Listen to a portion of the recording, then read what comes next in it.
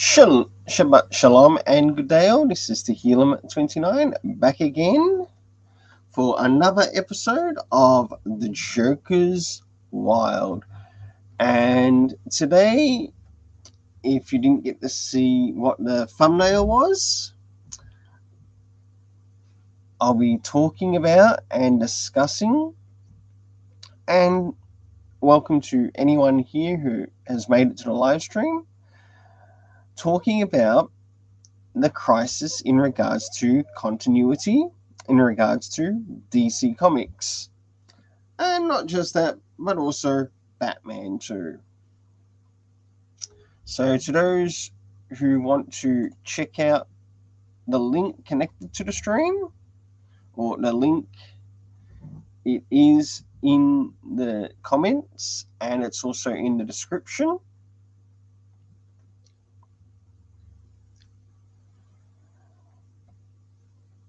I really hope more people do tend to come back or more people do tend to make it. I'll just set up a couple of things. That's about the only thing I need right now. Okay. So, jumping into the article. Oops, sorry about that. Moved it a little bit too far.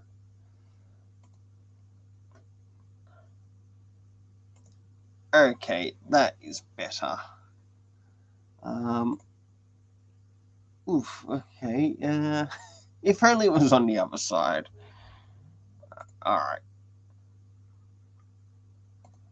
Well, this is the article on the Joker's Wild, and it's actually been out for quite a little while at the moment.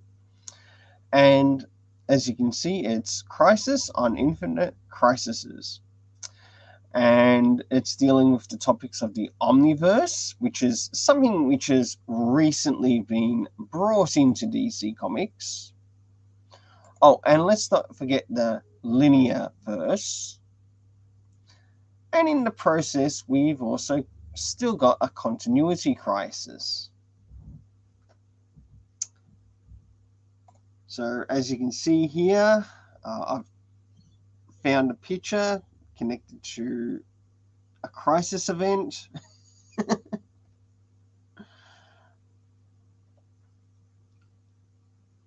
And we can now make a start into covering the item which I choose to cover to talk about today. I was hoping of having Xavier Smolka on with me today so we could speak on it together.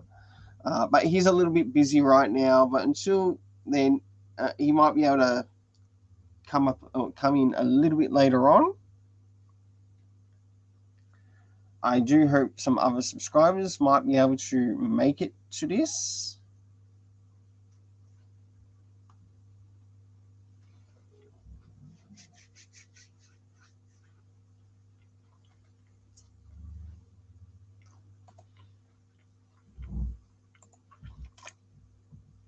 Sorry for a little bit quiet there.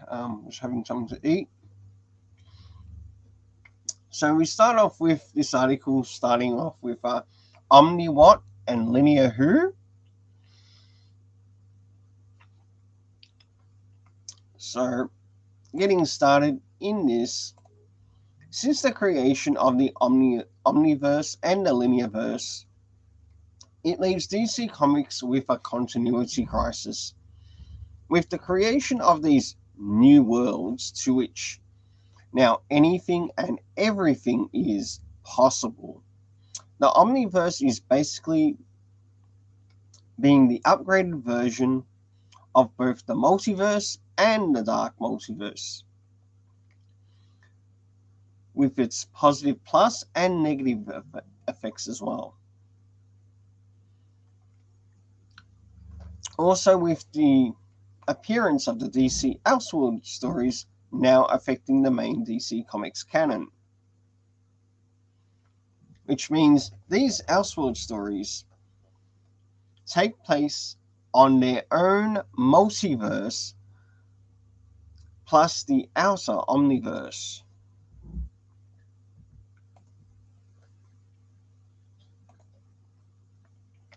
The crisis still remains in the continuity. If DC Comics fails to indicate to the reader as to which comic is taking place in which multiverse or omniverse, what is the present time of each multiverse or omniverse,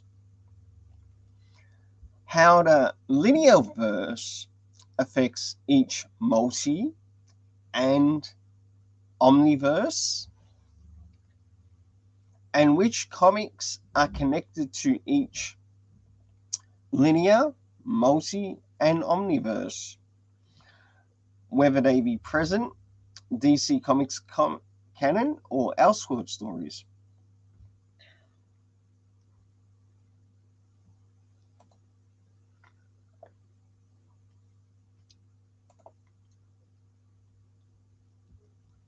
The next part of this article, the Phantom Zone 5G rehash plus an infinite amount of problems.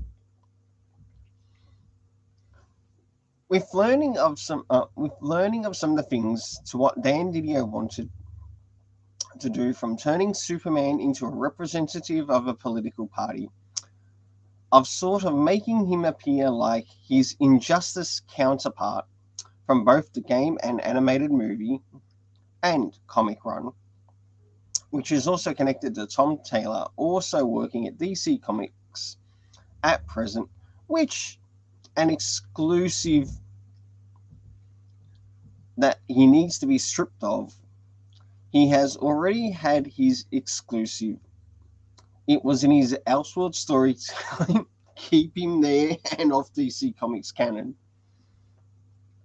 But do take note that these are my personal thoughts in regards to what needs to happen with Tom Taylor.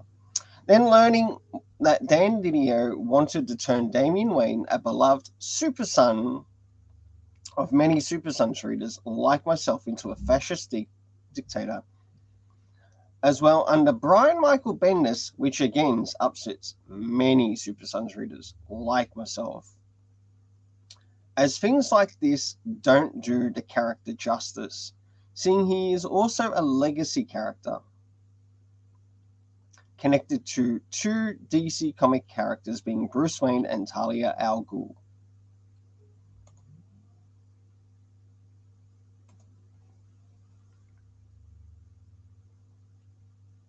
What is even worse is what they wanted to do with Damian Wayne is that they also wanted him to become the villain to his best friend, John Samuel Kent, Superboy.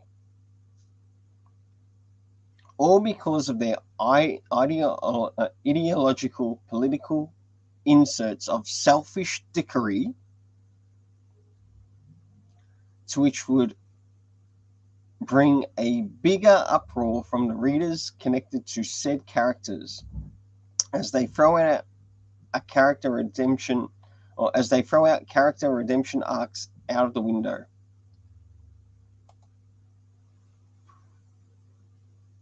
Oh, I wonder who's made it to the live stream.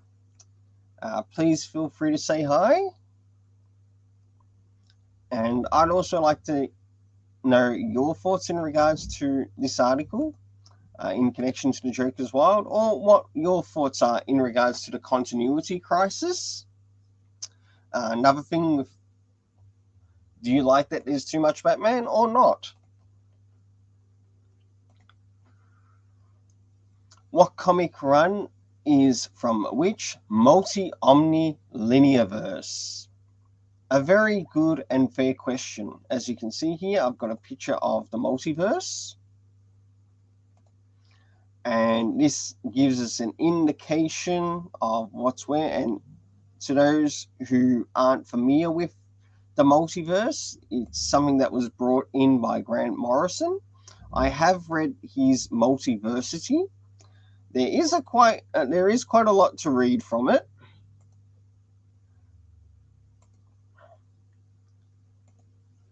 So to those who might be interested in picking it up, you might want to pick it up to those who aren't interested in the multiverse, I don't blame you if you don't want to pick it up. Since the presently established multi-omni-linearverse, none of the present comic runs have told us from where they are presently, all except for a few comics, which still remain in the present multiverse, but not completely touching into the omni or linearverse. Joshua Williamson has been the present one, mainly addressing some of the multiverses in the Justice League Incarnate, Infinite Frontier. Of course, there was Crime Syndicate when it came out, because there was 6 issues to that series. After Future State Gotham.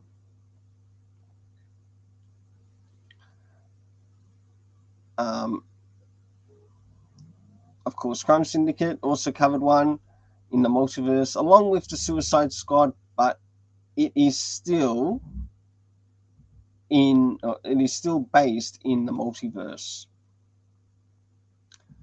So DC haven't really done a lot in regards to showing which is from what Omniverse at the moment, or what stories could be connected to what Omniverse.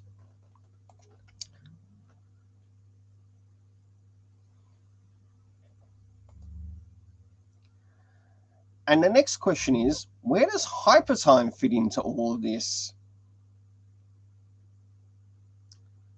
So on top of all these, the readers still have to deal with the issue of hypertime and where it fits with these new worlds, plus multiverse of a different scenarios.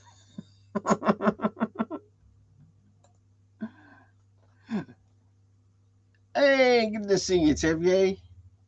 Yep, I totally agree. They are good questions.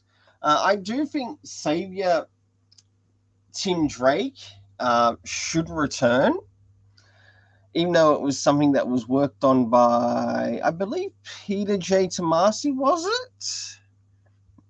And it was a reason why I actually brought in that picture.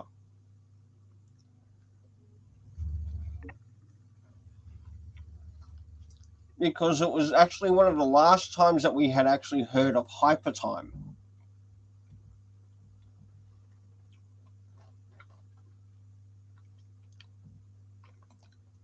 And with these questions, like, we, the reader, need to know what is being taken where.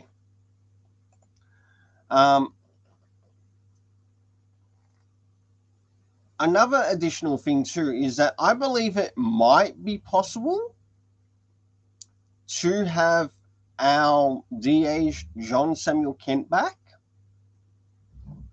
but you'll have to see my review on the Super Sons Reunion Superman and Robin review when that goes up on the channel.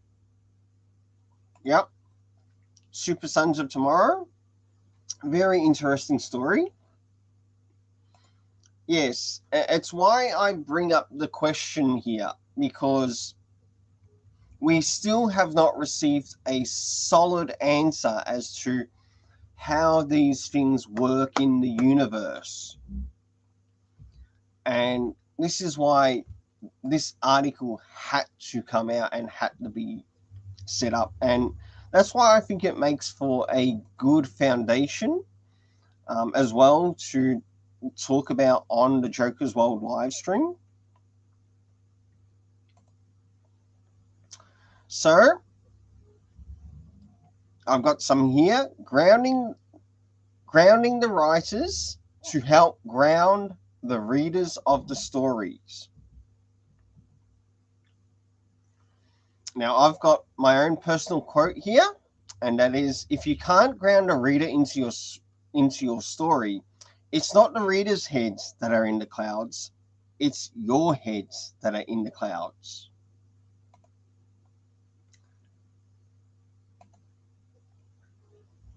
all right? Because grounding is important. And I've got a bit of a allegory or metaphorical thing as to how I can make it a little more simpler to understand. I appreciate that the DC Comics universe has so many aspects to it. Some easy to understand, but also some parts that can become too oversaturated. Like to which a sponge which can no longer absorb any liquid, to which you are left with excess liquid to deal with. Oh, I certainly hope so, because I miss my boy John Samuel Kent. So do I. I miss 10-year-old John Kent. And I want our Super Sons back. You're not the only one. And this is why I'd actually like to enjoy a live stream conversation with you in this. I understand that you're a little bit busy right now, but it's good that you're still able to interact in the text. So sometimes it can help to get back. Sometimes it can help to get back to basics, like how a teacher might teach basic math before going into harder math, or a music teacher teaches the students the basics of the keys of an instrument. Now, I bring up the example of the keys of an instrument because even an instrument itself can work on its own frequency. The multiverse itself as well has been explained that it too works on a frequency. And that is one example that Grant Morrison brought up in Multiversity. It was shown again through death metal, or in Dark Knight's Metal, death metal, right? It still showed that. And you've also got that with some of the additional things like a LP. So in essence, in some form, its own soundtrack or album, to which it would play on its own frequency. Now, these things do take time and effort, not only for the creator of the comic, but also of the reader of it. And that's a very true point, because you could be someone new getting into comics, and you start to hear of this multiversity,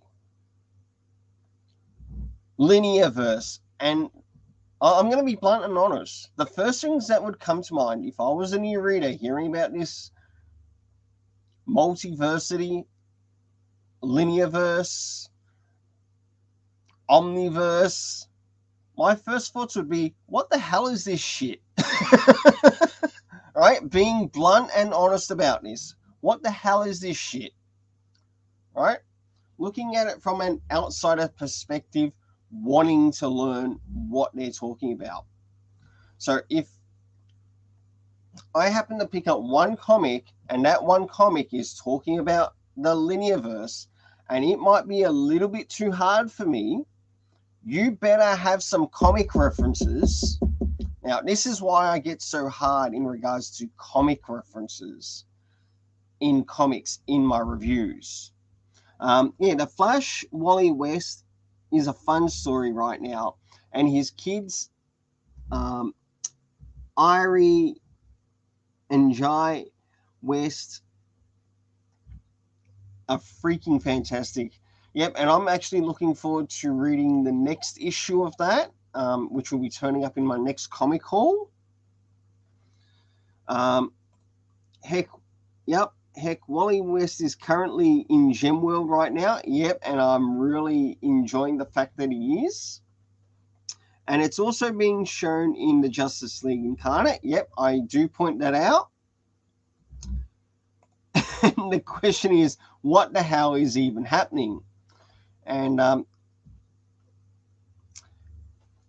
hello, we've got a little bot. And as I point out towards the end of the story, it's time to see an end of this. Time to see an end to this infinite crisis, and get an infinitely grounded writers plus infinitely grounded readers to make DC Comics infinitely succeed again. Now, we will go back over the topic in case anyone else decides to come in. And as you know, we're also dealing with things like Batman, or a lot of Batman that is showing up right now. Yeah, what the hell is even happening in DC Comics? Because right now, nothing is making sense, and that's the thing. The reason why things aren't making sense is that you've got too many writers, as I brought up in the article, with their heads in the clouds. In other words, another name would be they've become airheads. And if you remember, that also had a movie. Actually, I wouldn't be surprised if Warner Brothers were behind it.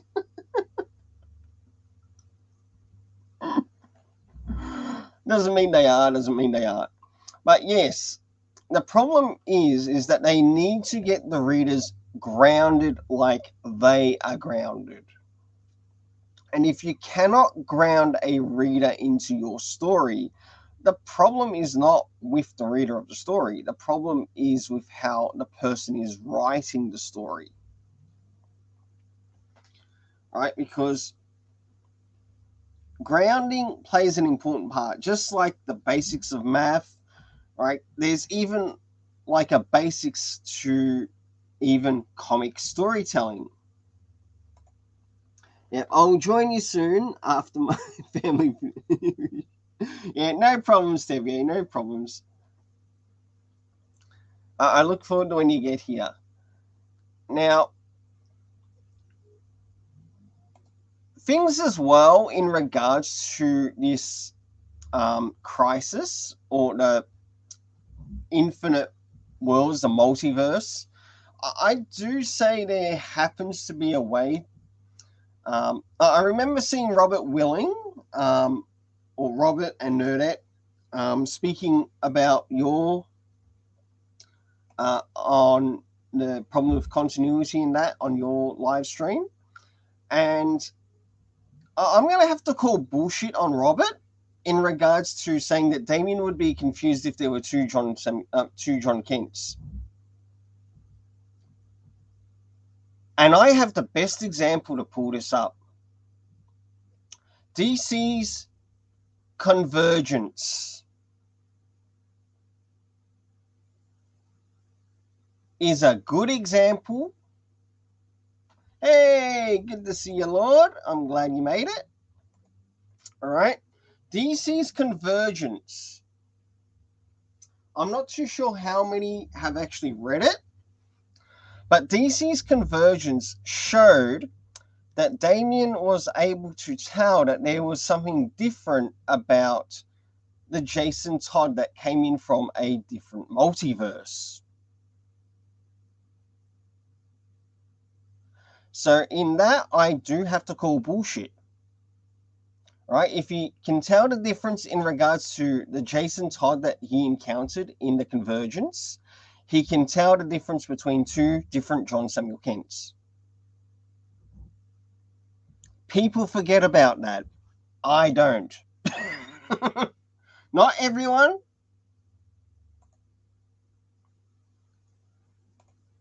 Yeah, Marvel winning against DC sales. Yes, I ended up seeing a video on that. Yes, indeed, I can agree with that, because Convergence, like you said, did the exact same thing, and I read it. Yep. And Too Much Batman, yes, we'll be talking about that to Lord. So, yep.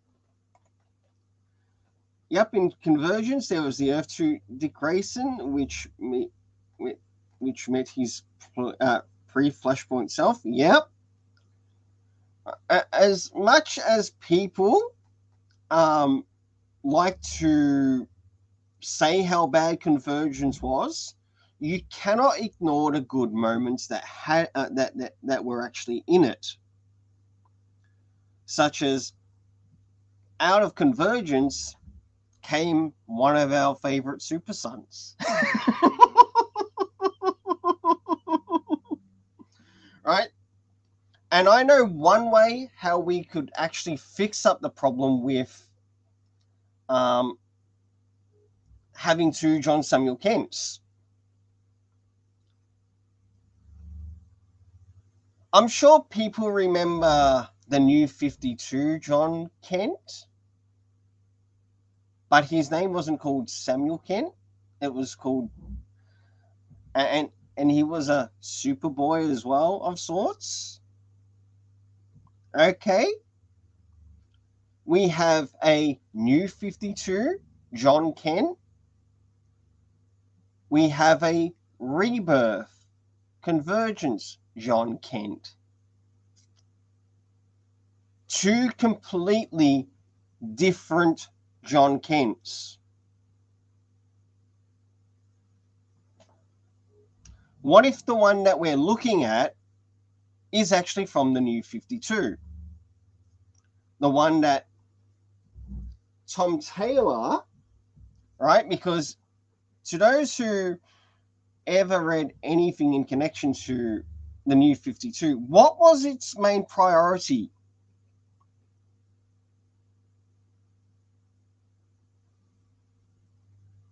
It wanted to over-politicize things, right? Oh, and Marvel resetting some of their comics to issue 1. Yes, I saw that, Lord.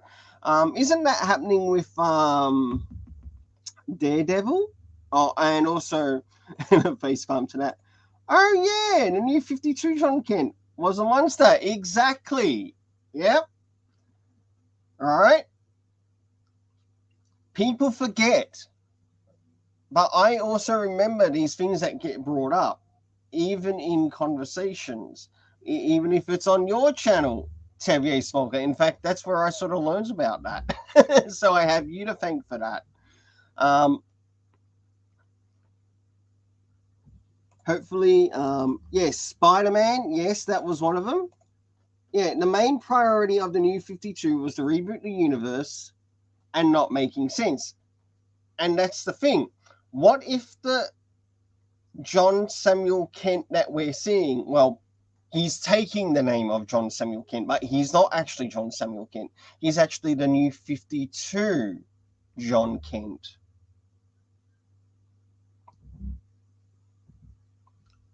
But Damian still has his experience, all right, with the real John Samuel Kent.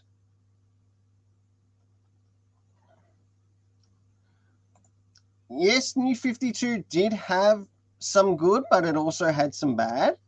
And that, all right, just to be fair, there would be some good stories in there, just as much as there would be bad stories.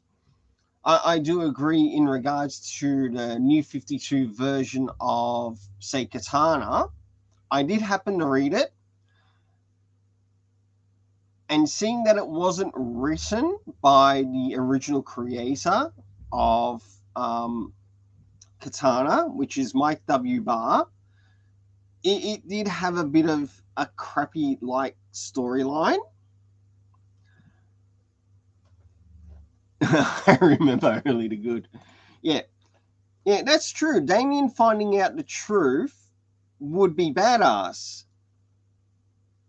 So therefore, the New 52 Teen Titans was so bad. Well, I never got to read the New 52 Teen Titans. And I got to be honest about that. But I did manage to read the Rebirth Teen Titans, which I've really enjoyed. And both Talia and myself also know that this was written by Benjamin Percy before it was handed over to Adam Glass.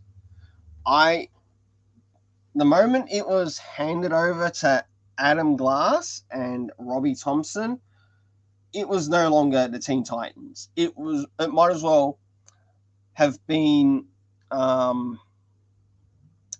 mini Suicide Squad. That's how it felt. It felt like mini Suicide Squad with Damian at the head. Yeah, Lord says it was bad. Yeah, trust me, you weren't missing much with the New 52. Like I said, I've only read so much connected to it, not everything. All I can say is that I'm thankful that I read the Peter J. Tomasi stuff, because that was like a breath of fresh air to me. Thanks for reminding me, says Lord. Yes, Adam Glass destroyed the Titans. And I must admit, even with his son Aiden, I believe it is, Aiden Glass, with the Lollipop Kids, that story needs a lot of fine-tuning. Like, I tried reading it, I tried reviewing it, and it was just bad. Right? Nothing against the kid, but he does need to clean up his storytelling. That's the only thing. All right? And I think once he cleans it up, he could be a better storyteller than his old man.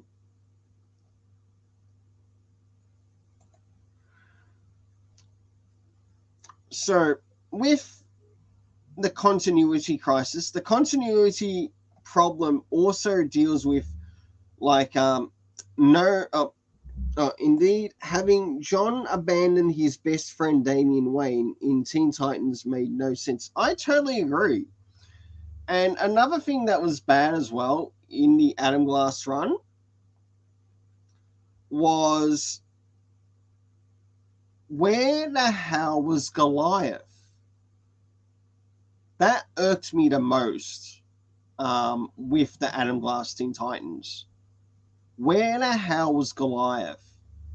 Because Goliath is basically Damian's soft spot. Just as much as Pennyworth is Cat and the Bat Cow. All right? They are his soft spot. You know, the things that sort of help ground him and his character. All right? The only time we got to see the return of Goliath was in the present Joshua Williamson Robin run. Yeah, I'm not too worried about it. At least he's helped giving views.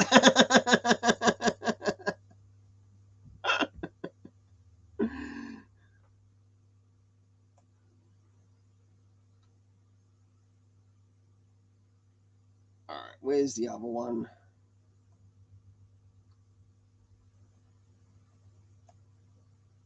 So, in regards to that, actually, I believe you're also a moderator too for my channel, Talia. So, if you want to clean out that bot, you can. Or if you want to silence the bot, you can. Yeah, I believe I did make Tevye a mod to the channel, because he's also made me a mod on his. If not, I can pretty much fix that up.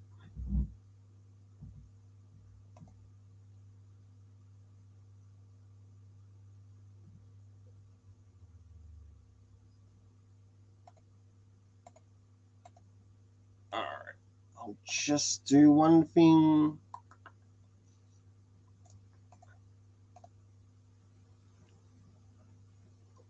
I'll just double check it first. Hey, good to see you. Now, I thought I already had given Tevye a wrench. Maybe I might need to double check that. Mute the tab. so it doesn't interfere.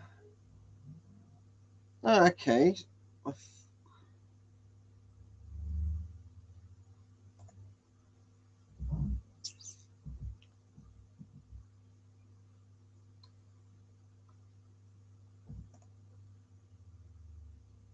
Okay, you now have a wrench, Tevier.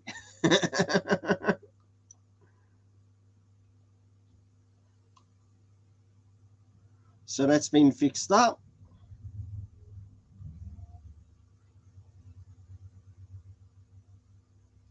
And thanks for that, Sliverclaw, for helping.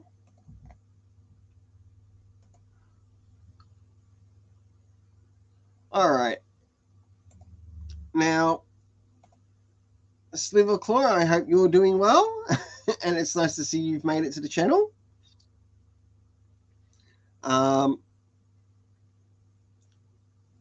I'm not too sure if you got to read through this article, The Crisis on Infinite Crises. And I don't mind going through the article again. Good for you. I got the butt. And I don't mind rereading through it. And as you can see here at the beginning, it's got OmniWhat and Linear Who. I do have like a little bit of a link in there, which links to like a DC fandom, which talks about it.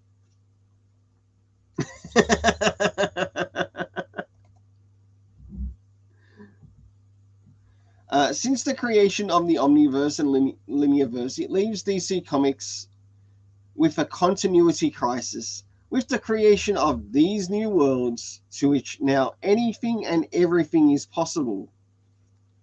The Omniverse is basically being the upgraded version of both the Multiverse and Dark Multiverse. Yes, especially with the Omniverse, yes.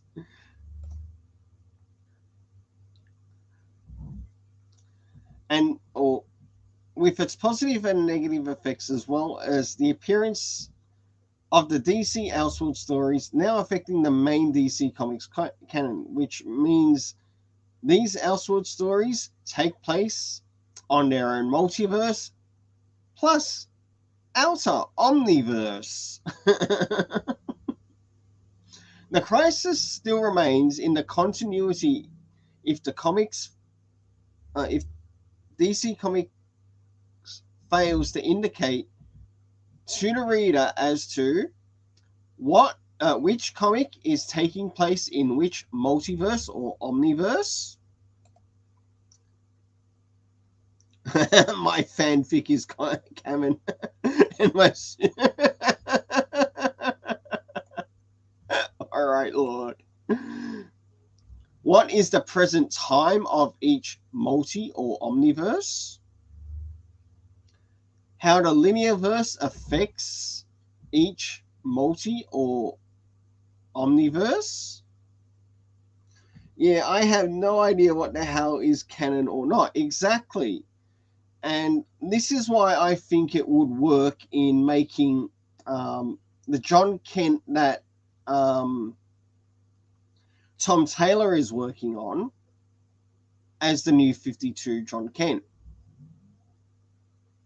And it would make sense as well as to why he's being led to become bisexual. And it could also be proven to the point that maybe the John Kent that Jor-El took also comes from the new 52 universe, who happened to be on Earth 3 with the crime syndicate.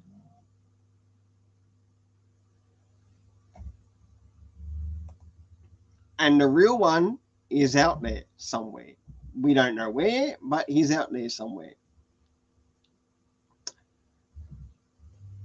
Also, how the linearverse affects each multi and omniverse, and which comics are connected to each linear, multi, and omniverse. whether they be the present DC Comics canon or DC Elseworld stories. Like, these are things that still have not been addressed, which need to be addressed. Yeah, so Batman stink and Batman run with the Batman.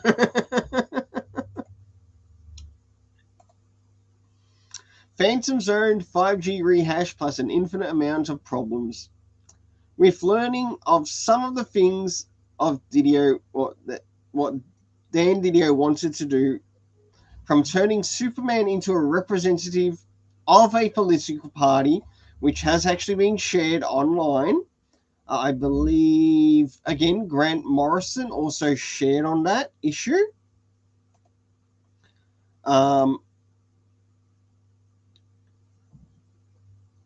And sort of making him appear like his Injustice counterpart from both the game, animated movie, and comic run, which is also connected to Tom Taylor, also working at DC Comics at present, which an exclusive that he needs to be stripped of. Now, I'm speaking of his DC Comics exclusive contract that he got. Yeah, the crime syndicate torturing his son, Earth-Free John Kent, would make sense. Yes, it would. Like, you could still have a tortured John Samuel Kent out there, which is still de-aged. And I would have no problem if they turned the new 52 John Kent into a Superman tyrant. Like, I feel like it would work for that universe. And it would make sense as to why he became a tyrant in the Future State run. Because the John Kent we saw there isn't the John Kent we know. He might bear the name of him, but it's not him. The story is not his story. He's taken that story from the real John Samuel Kent, trying to make it his own story, whilst we need to reveal his story.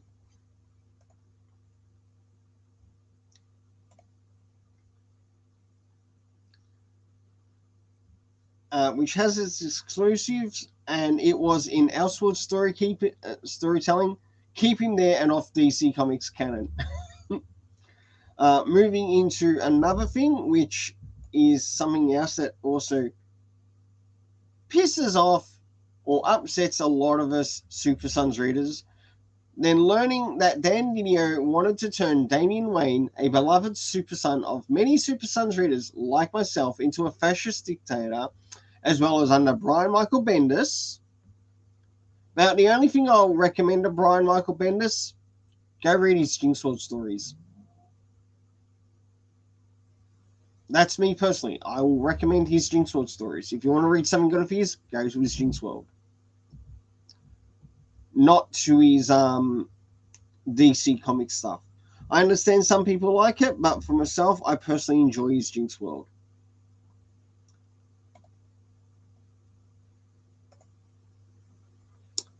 Yep, Emperor Superman.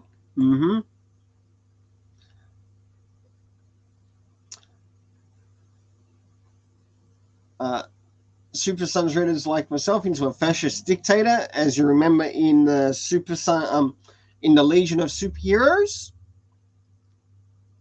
as well, of what they said about Damian. All right, that too also falls into this again, which also upset the Super Sons readers like myself, as things like this didn't do the character in it. Didn't do the character justice, seeing he is also a legacy character connected to two DC comic characters, being Bruce Wayne and Talia al Ghul. What is even worse is what they wanted to do with Damian is that they also wanted him to make him the villain to his best friend, John Samuel Kent. Like learning of this, that was the, that was, that was going to be a thing with Damian Wayne turning him into a villain. And that's exactly right, Talia. One to be the Professor X and one to be the Thingo. That idea is absolutely horrendous and stupid. Like, what the fuck do they think this is? The Boys? Invincible? I'm sorry, two different universes, keep it out. This is DC Comics. Right? Don't turn this into Deceased Comics. The next big title that comes up, which comic run, is from which multiverse, omniverse, linearverse? Something that still has not been established. Or properly established. Yep. With Damian Wayne also leading Leviathan. I'd prefer Damian Wayne leading Batman Inc., to be personally honest. He's got the know-how for it. Since the presently established multi-omniverse linearverse, none of the present comic runs have told us from where they are presently, except for a few comics which still remain in the present multiverse, not completely touching the omni or linearverse. So all except for a few. So Joshua Williamson has been present, or has been the present one, mainly addressing some of the multiverse in the Justice League Incarnate, Infinite Frontier. Of course, we had Crime Syndicate, which wasn't done by him, but also covered one universe in the multiverse, along with Suicide Squad. But it's still based on the multiverse. Now, there's also stuff in relation at the moment.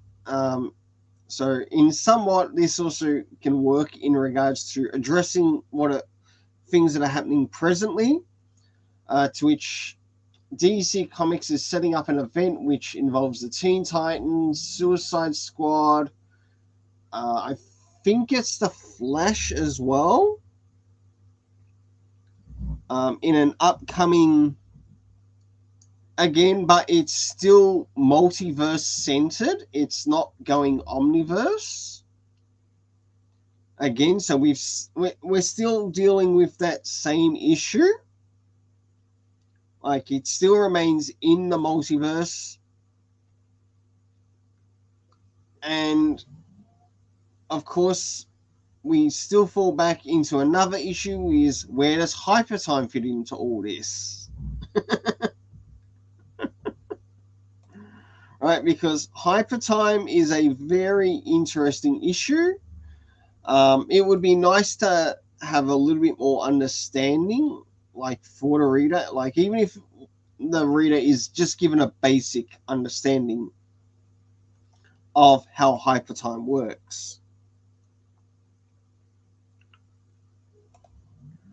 And as you can see here, I've used a picture which was used in Super Sons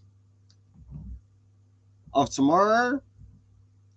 And on top of that, all these readers still have no idea, have to deal with the issue of hypertime and as to where it fits with these new worlds, plus the multiverse of different scenarios. Now, the best way, like, I do actually provide a solution in this article, which would actually help things up. Yeah. Hypertime also shows the Oz effect. Yes, it does. Yes, it does. As to how it also worked in relation to the story. Now, grounding the writers to help ground the readers of their stories, or to help ground the readers of the stories. Now, this is important because if the writers can't be grounded in their storytelling, how do you expect readers to be grounded in their stories? Next is just a bit of a quote from myself. If you can't ground a reader into your story, it's not the reader's heads that are in the clouds, it's your head. It's yours that is in the clouds. Quote from myself. Now, moving back towards the end again, I appreciate that the DC Comics universe has so many aspects to it, some easy to understand, but also some parts that can become too oversaturated, which is like a sponge that can no longer absorb any liquid into it, to which you are left with too much excess liquid to deal with. Good example, when trying to mop a floor and you don't have enough buckets, let alone mops to, well, clean up the mop floor because you're dealing with a flooded place. But I also use another example here. Sometimes it can help get back to the basics, like how a teacher might teach basic math before going into much harder math, or a music teacher teaching students the basic of keys of an instrument. These things do take time and effort, not only for the creator of the comic, but also of the reader of it. And basics are the important things to setting the ground rules. Because without setting the ground rules for an item, and this is why manga, that's right, I'm bringing up manga, why manga seems to succeed a little bit more in its storytelling, or why certain stories exceed or succeed a little bit more. And that is because it sets the basics, it sets the ground rules. If you cannot set the ground rules to a story, what's the point of the story? If you cannot set the ground rules to the Omniverse, what's the point of the Omniverse? If you cannot set the ground rules to the Linearverse, what's the point of the Linearverse? All right? All of these things, just as much as they can be great ideas, they still need their own boundaries.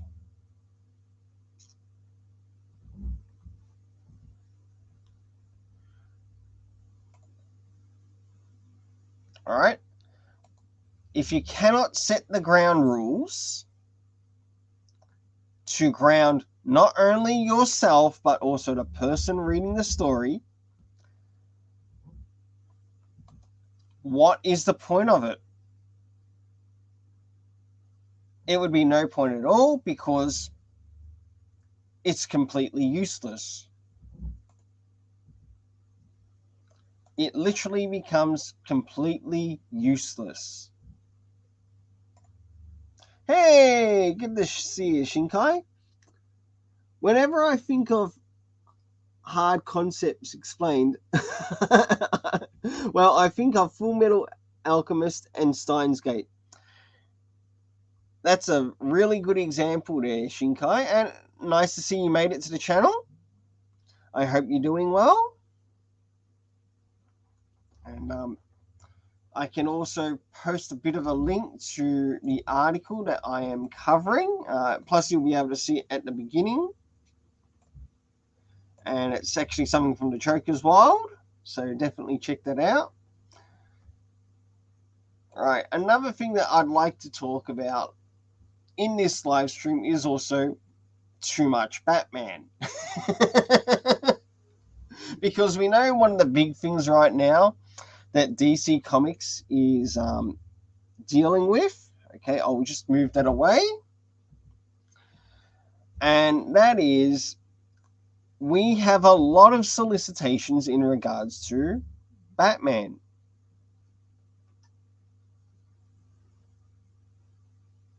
Like, yeah, that might be all good that we have Batman, but there are other ways that you can give Batman whilst still allowing time for other stars to shine. that are in DC Comics. I want to bring up someone who likes a particular character. What about Hawkman? All right. I'm sure people have seen, I think it's Tim who does the Hawkworld Twitter as well as website. He's also got his own channel, which is dedicated to Hawkman or the Hawkworld. All right. Why aren't we getting more of him? Aren't people forgetting that actually Hawkman played an important role in the Dark Knight's Metal run? That's what that one-shot was about in the Dark Knight's Metal run, Hawkman. In fact, it sort of states that it was Hawkman who practically played a big part in instigating the beginning of the events that caused the Dark Knight's Metal to happen. Yep. Also, where's Hawkgirl? Well, we know where Hawkgirl is. She's presently in the Justice League with Brian Michael Bendis. To which I would rather read the Justice League Dark over Brian Michael Bendis' Justice League.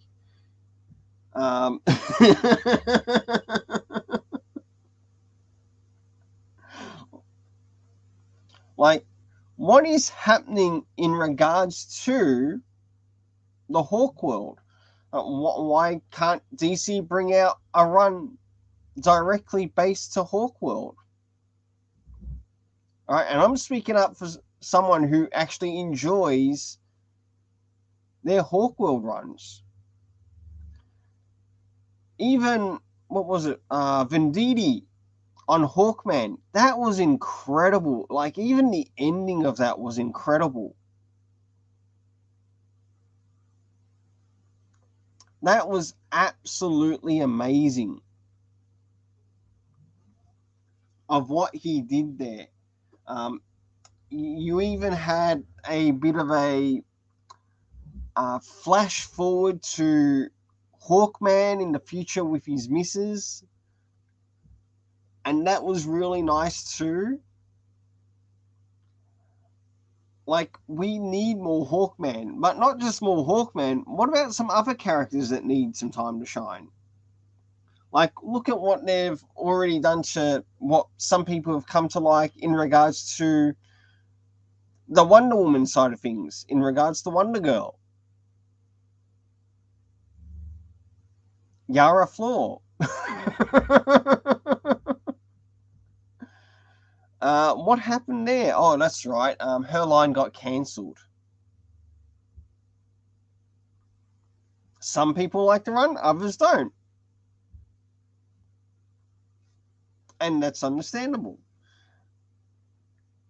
But no. They'll give an exclusive to Tom Taylor.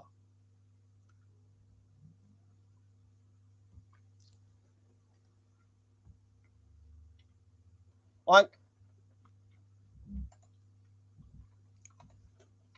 who are some other characters that you would like to see DC promote? And yes, I'm speaking to you, the audience. Whether you be in the text chat or finished watching this video, leave a comment in the comment section. Who would you like to see DC Comics bring to the forefront? Here we go. We've got Lord with Phantom Stranger.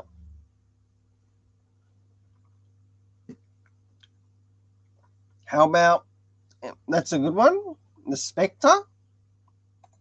Hey, how about the Presence? How about we bring the Presence back? Like, that's a character that hasn't been seen for how long now?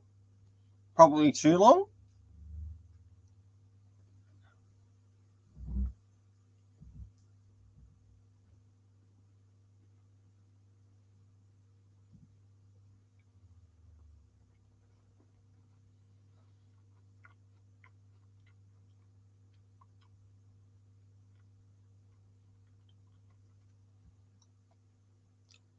You could even bring in maybe Big Barter. Yep, the Question. In fact, I'm looking forward to the Question Omnibus when it comes out. I think it's coming out this month or next month. Yeah, they made him fight Wonder Woman recently, yes. Yep, I agree. The Question. What about Ragman? I would love to see some Ragman back again. But at the moment, Ragman is presently in the Justice League Dark Run, and I think that's actually a really good place for him. I'm going to ask for the stars. I want a talented writing staff to focus on writing. Yes, and that is important too. Such as, we need Peter J. Tomasi back.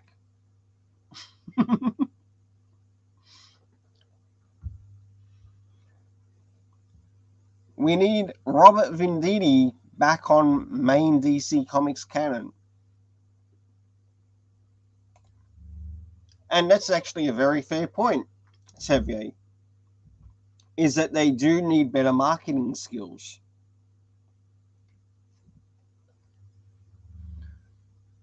And you know one of the best places for marketing?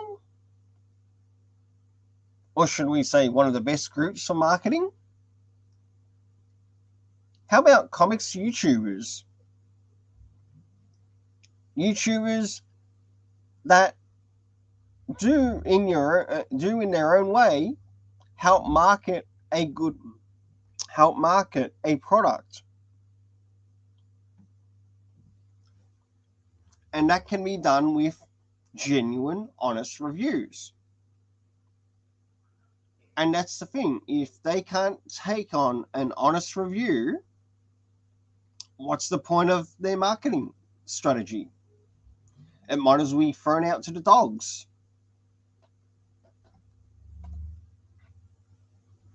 Right? There are a number of us, even in the comics community, that love certain comic runs. I know Xavier and myself will tell you that we absolutely love and enjoy the Super Sons. So we'd be up for Super Sons related content. But sure, we do read other things as well, apart from Super Sons related content.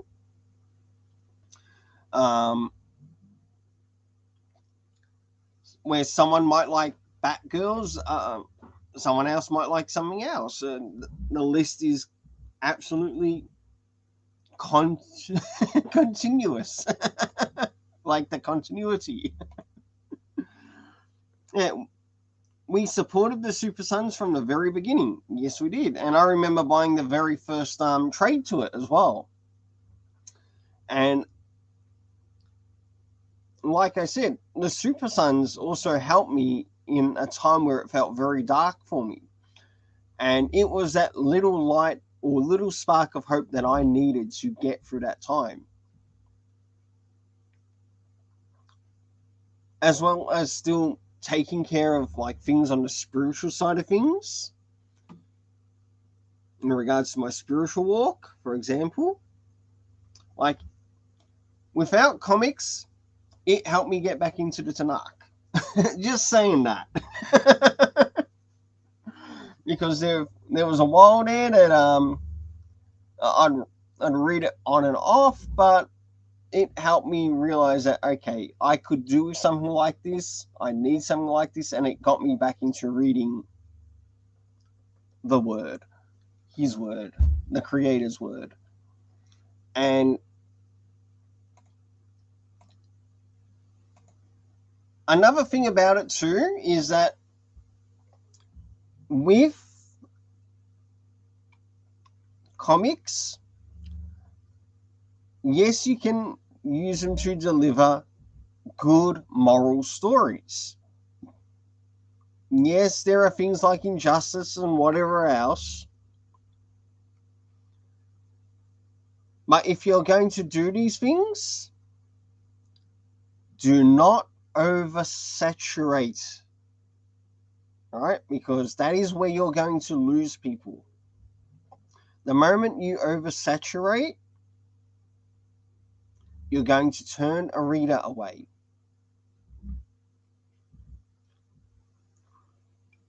And that reader that might be turned away from it will go tell another reader, and that will go tell another reader, and will go tell another reader. So it will invoke consequences to the actions. In other words, it will invoke unseen consequences to the actions.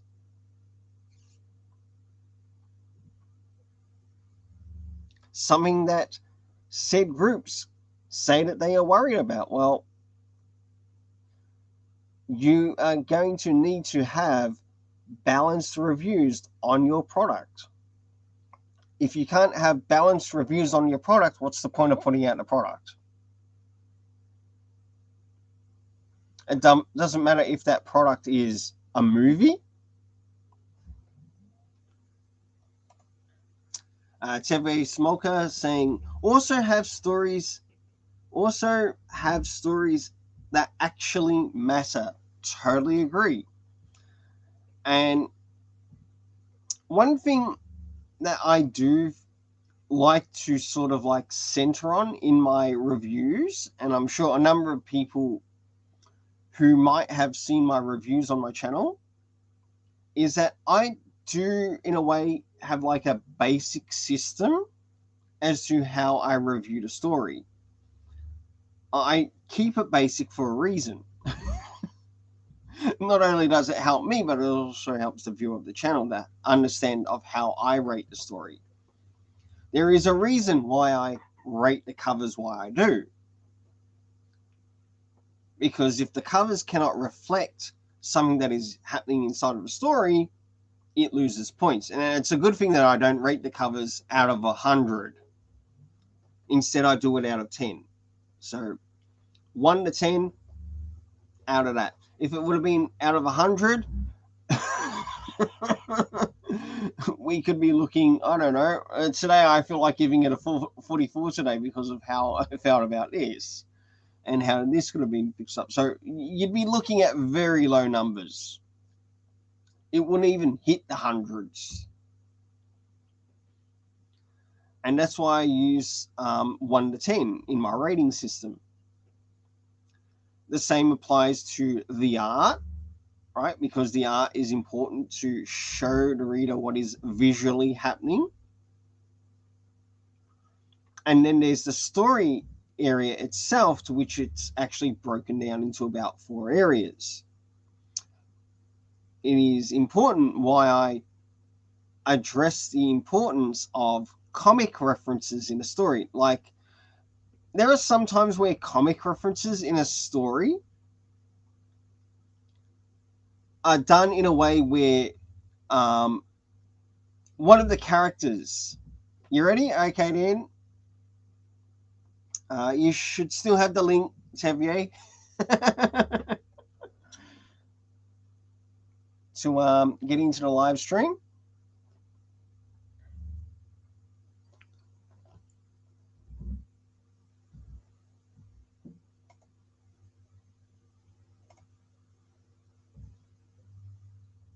It's still the same link to it, Xavier, so whenever you're ready to get here.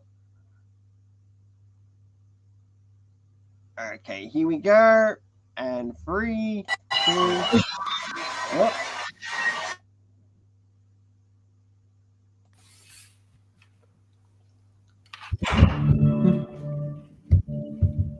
Yep. Hey, good to see you, Xavier. Good to see you. I hope you enjoyed your time earlier. Mm-hmm. Yeah. All right. Silverclaw suggests Batman, Super Sons, Teen Titans, Superman, Wonder Woman, JLA. Oh, yes, the JLA, the Flash, Yep, Silencer. Yes, it would be nice to see the Silencer return. with Yeah, her the family. Sonic is one good character from the new Rated Heroes. Well, and Sideways supporters. Yes, I do miss Sideways, and if I were to call Dan Didio back to DC Comics, I would want him to do, I don't know, maybe a 50 issue run of Sideways, Mm-hmm. bring it I out know he on, painted Young Justice. I know he painted that book by Bendis, yeah, which is confusing because wait, but in yeah. Sideways he quit being a hero. How did that? Make no sense. Well, that's not to say that he could come back again because the situation calls for it. Yeah. Hang on. Yep, no problems. Uh,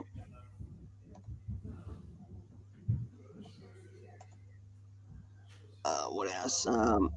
Suicide Squad, Teen Titans, Hawkman, and one randomly chosen.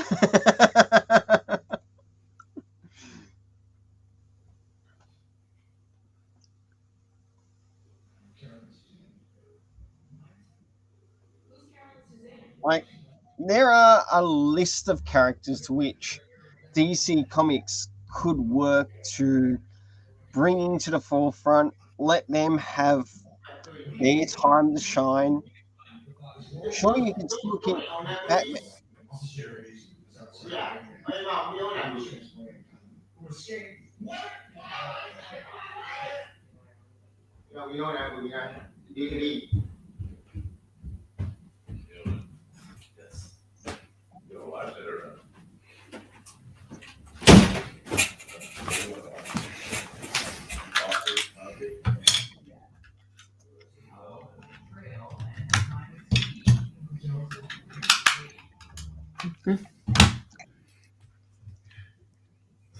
I'm back. Yep. Another thing that they could do too is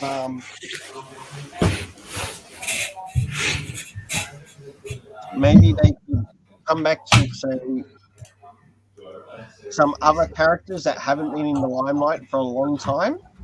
Yeah, like uh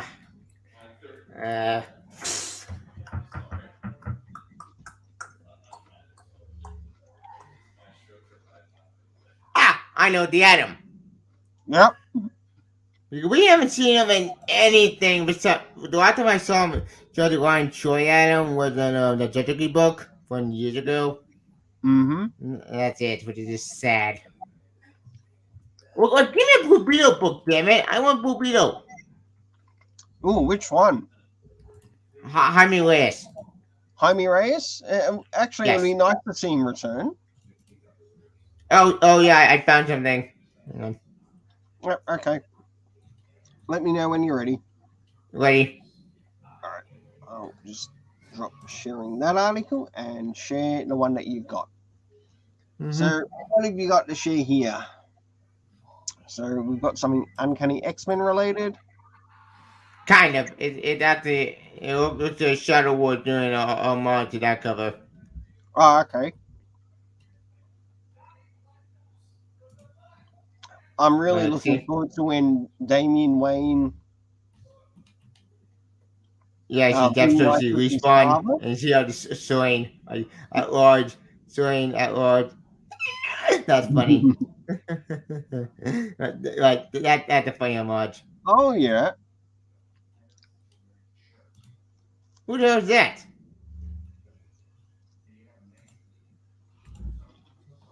Who's this chick? Um, which is the language we're going to get to be the new villain, Angel Breaker. Angel Breaker? What? Okay, that's confusing. Not Oh too yeah, bad. speaking of stuff, I forgot. Looks like we're gonna keep more in Doctor History. Maybe keep the next crisis. Like if you remember this is from post crisis. Oh, yeah. So looks like that's coming back continuity. Which within more questions because wait. This thing is what the Judgment Incarnate the series finale, which is coming out March actually. It that thing is going to connect to more to double jeopardy stuff, apparently, which also leads to the crisis, they say. But I'm confused. What? My brain on my skull. I'm lost. So we're bringing that back, but are we? Huh? I'm confused. What do you think? Is that in regards to DC Comics, right? Yes. Okay, so a forgotten moment in Darkseid's history may be key to DC next DC's crisis. next crisis. Hmm. A streaming video by Joshua Wayne DC Economy Bomb February 3rd, Justice Con issue 4. Video line hit the entire DC Omniverse. Yep. Content of on all public content on unmade events sent through the content evidence. If you haven't already, you want to be surprised to say the new DC Superman shelf in DC Town might not be big enough for them on Darkseid. Darkseid got them up on a little bit at that. It's a lot more complicated than that because Judging Con issue 4, spoiler is not let up away. We contextualize all the Multiverse stuff. And we have the Great Darkness saga with the Crazy Infinite Earths. Infinite Color, Superboy Prime, Mad I don't get why uh that guy from Zero Crisis, Crazy in Time. 0 Hour, my bad. Yeah, you have got the Marvel villain, Billy Batson villain, and the Marvel Bane villain, Mr. Mind, and the Shadow guy. Starting 10 basically judging incarnation now with Dr. Multiverse, drama, Chris Moon, a good daughter, Unseen Ham, like these superhero event for past 35 years, with the real like Paul Lauder, unified story connecting all the event in one continuity. Well, I can put everybody for the entire story, the villain of pretty much every major DC cultural event, even all the reality Kingdom, all revealed to be working for the Great Darkness. The work sent into this is Final Crisis. At that event, the bad dog side working the opposite of the Great Darkness, but didn't reveal it at the time. His gimmick to kill everything in the universe has been reconstructed by just incarnate where to be trapped intent to lead the Great Darkness out of hiding and make him vulnerable to being controlled by Darkseid.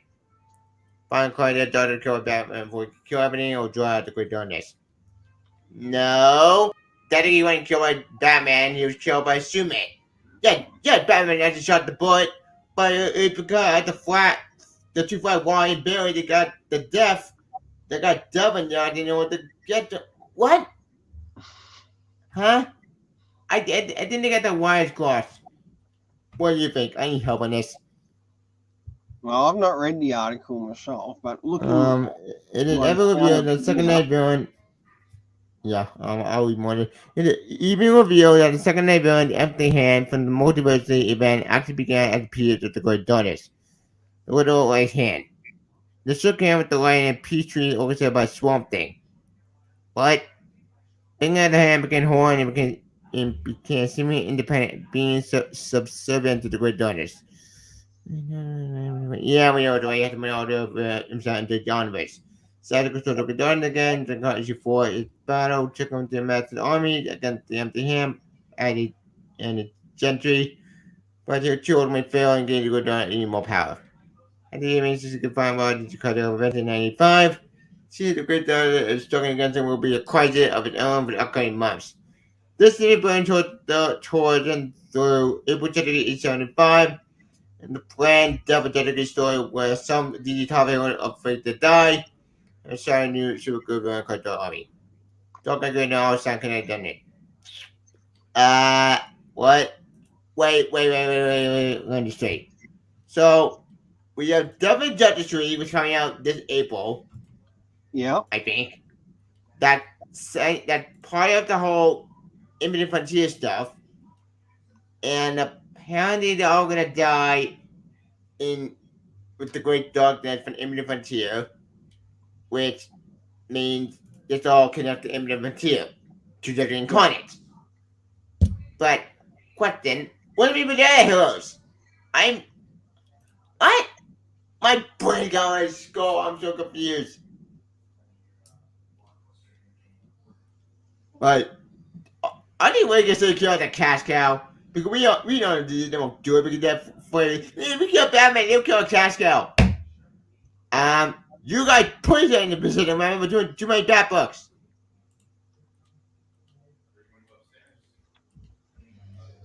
All right. I'll just cover some comments. Okay. B sets trades, Elseworlds, Justly Dark, Brimstone, Legends of Tomorrow, some random one shots. Yeah, that would be a good idea, Sliverclaw. Green Lantern in the first set. Are you talking about Alan Scott there, Sliverclaw?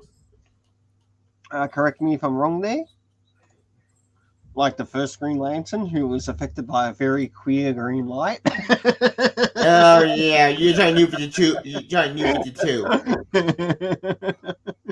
Yeah, from New 52 Earth 2 Green Lantern. And the rest cutting a deal with Alterna. They can go compete with the other Okay, I'll see titles. what it says.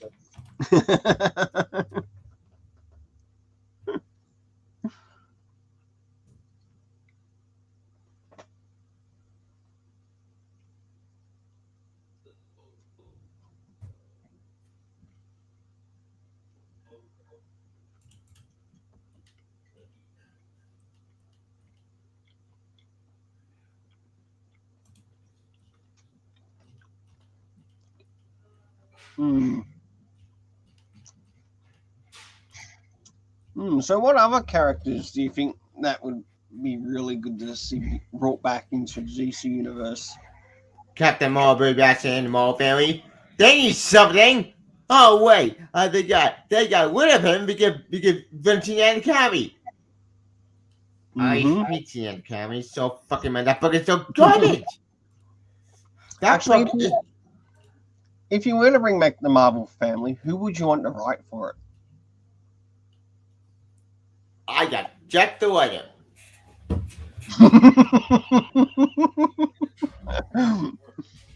Let's get ready for the surprise.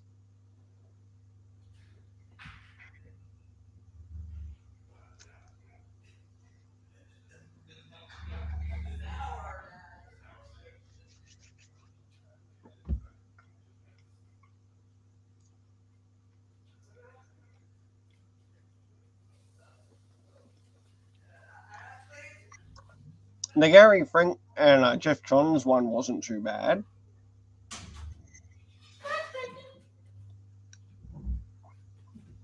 When that came out. And then there was the one that was brought out recently after. Ta-da! Ooh. Nice cover. Yep. Jeff Smith. He's the one I want to write a Captain Marvel by Shazam book. Because he wrote an extra Anti-Monsters Out of Evil miniseries, which is great. If anyone I tried to do a Captain Marvel anti book, it's him. Because this story is awesome. It's a great origin story. It gets the character right. It actually feels like the character. Hey, May Marvel in his book, and she's adorable. Well, it's definitely. It's well good Marvel family book. Let him write it. Oh, by the way, I'm trying to screen share something as well. Oh, okay. Yeah. I found this out generally. And ITV Fingo comic sales. Yeah. And it's not looking good with DC. Yep. Well, Donna Steel, that's still doing good. So, yay. But Batman is number 3. Donna is number 19. Detective Comics 23, which is $6. Fuck that. Joker is 11.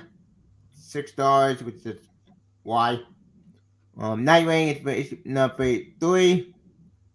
Detective Comics, it's 48. I'm in Batman. Yeah, whatever. And Son of Kal-El, which is all book, and yes, but 42. Which is bad. Yep. If only if it was in the top 100. And Robin was around the top 50. What is sad? Robin should be in this category. What the hell? I Ugh. agree. Like Spawn, I gotta say complete. Spawn deserved it, but Spawn had the great series so far. Baron I Calvin wouldn't, special. I What? wouldn't, I wouldn't be surprised if there's been some overshipping of Son of Kal-El over Robin, Yeah, that's my best guess. just to help Oh, those numbers. that's at 50. Like top 50 comic by dollars. Yep. Yeah, it's at 50, which is bad. Mm-hmm. Apparently, if you want to 200, you gotta pay for it, which is just stupid. What It the is. hell? I now can subscribe to the website and pay my money or to get 200. What the fuck? I hate this system. But my point. This is bad. This is very bad with DC. Yeah. I'm probably gonna do my own video about this because oh boy, I have a lot to say about this. And it's look, I'm no map expert in this shit, but it is pathetic and sad. Hang on a sec. No problems.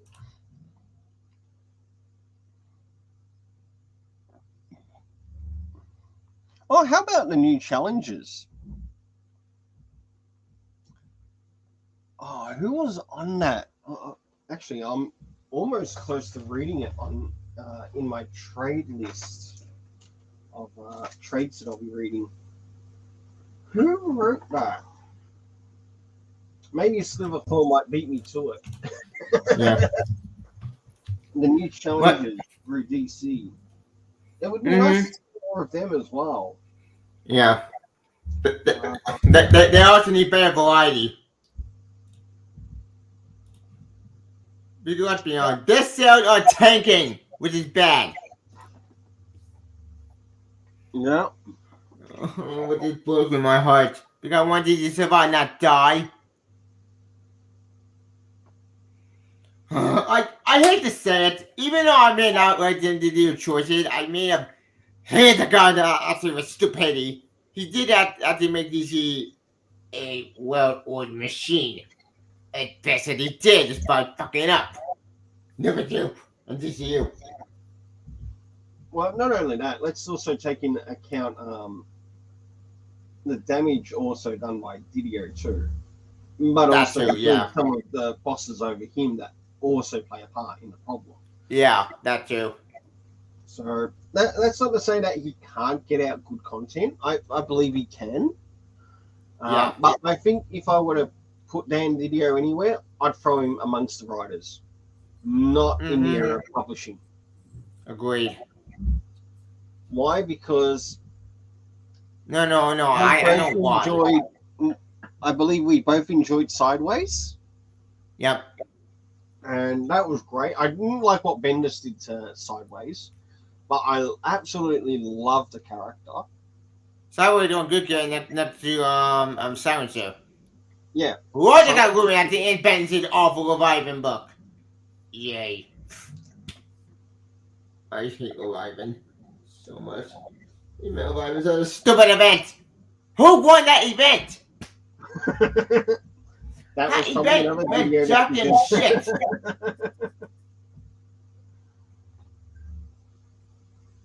Maybe for some of the things, maybe not all of them, but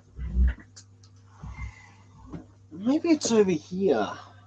Where did I put that challenges one? Who wrote it?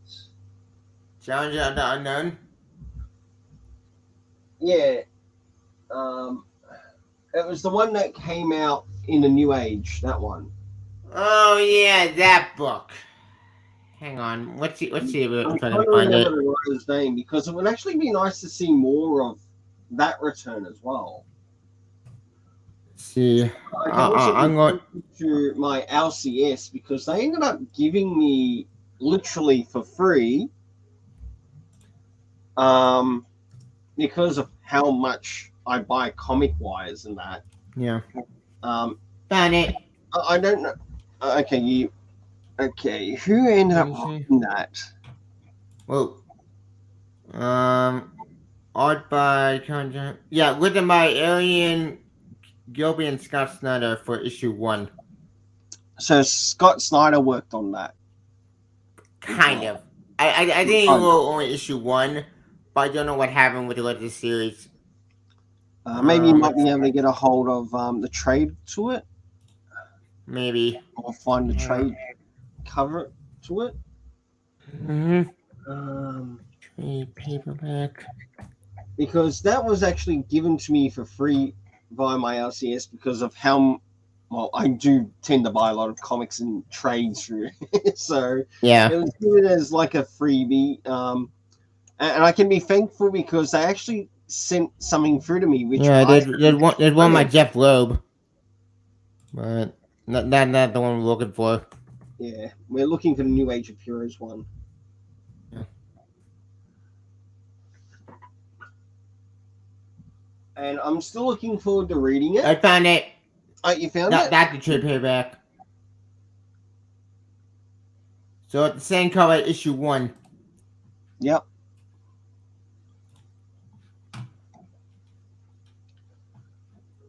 Scott Snyder Yeah. with also Aaron Gillespie and Yeah. Andy Kubert on the art. There we go. So free all. Okay. Idea is from Scott Snyder, but the author is Aaron Gillespie. Yeah. New team Who, makes the who recommend writer. second channel live as says figure the professor, but only the one explore more unrevealed universe. Seek a new power art about the team and defeat all rival explore to combine them on the world and we know it could end. It's 6 issues. Yep. So either it didn't last long, that's my best guess, No, it didn't. or No. it ended I early. believe it was meant to be a mini anyway. Yeah. Just like what happened to then there was the Immortals, I think it Yeah, was. Immortals. Yeah. Which That also was not new as a really good. hell. I liked that. That was a really nice series. There's also Curse of Brimstone, which is also interesting. Yeah, Curse of Brimstone. It lost me before sort of like getting to the nitty gritty in regards to how the death metal affected the storyline. Yeah. Like the idea was good, but it it fell short at the beginning. Yeah. Like fell very short at the beginning.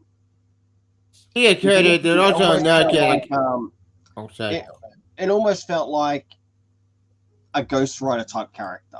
Yeah, it goes to rip off. Speaking of Yeah. that they kind of knew it. There's also another character knew it. Heard. Damage. Yes, by Venditti, and I heard that is so good. I am going to need to pick it up. Yeah, even though technically it's a whole grip off, but I think that's the point. Because if memory serves well, during this time, damage unfortunately ended at 16 issues, and Yeah.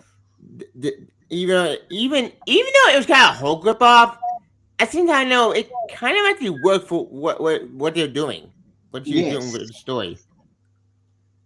And they didn't take the time to sort of like commit to it as much as they should have. Yeah, which Like, is sad because he had potential. mm-hmm. Like one comic line which I ended up coming across through my LCS, and it really grabbed my interest. And I believe it would work really well with the characters of the Immortals. Mm-hmm. And it was called Bloodlines. Yeah, And what I read of it, I quite enjoyed, and I felt like what I read of the Immortals could almost fall in the same grounds with Bloodlines.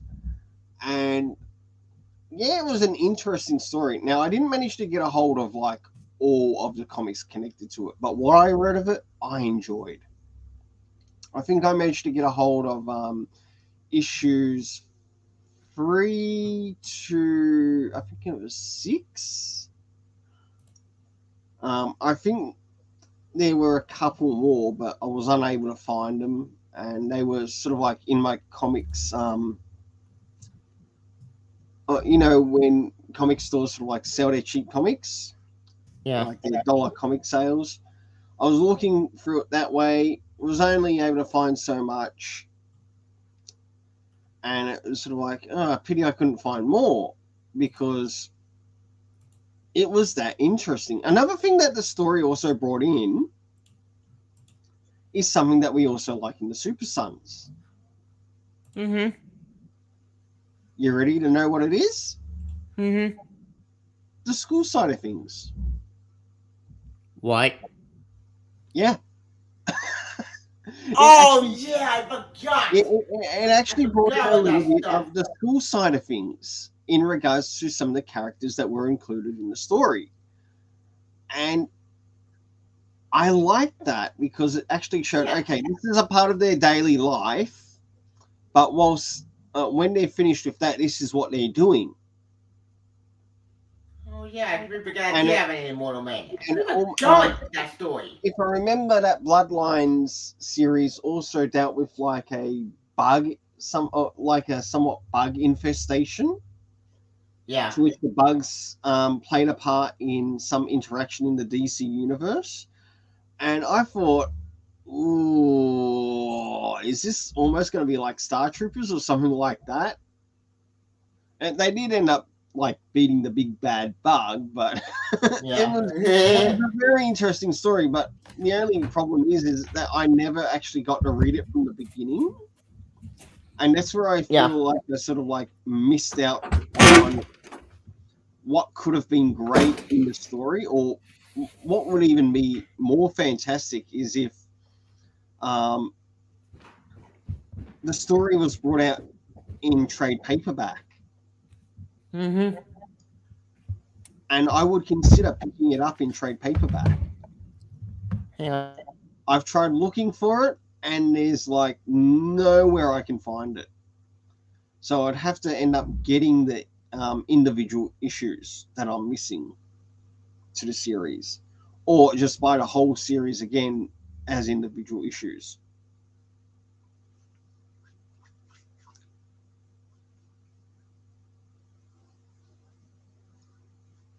Like even Young Justice itself,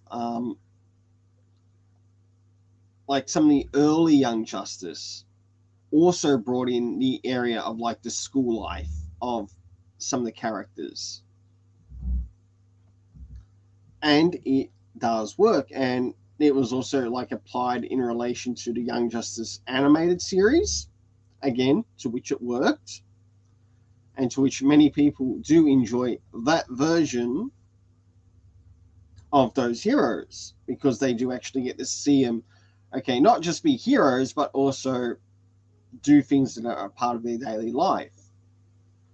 In other words, be superhero at this time and they're Bruce Wayne at this time,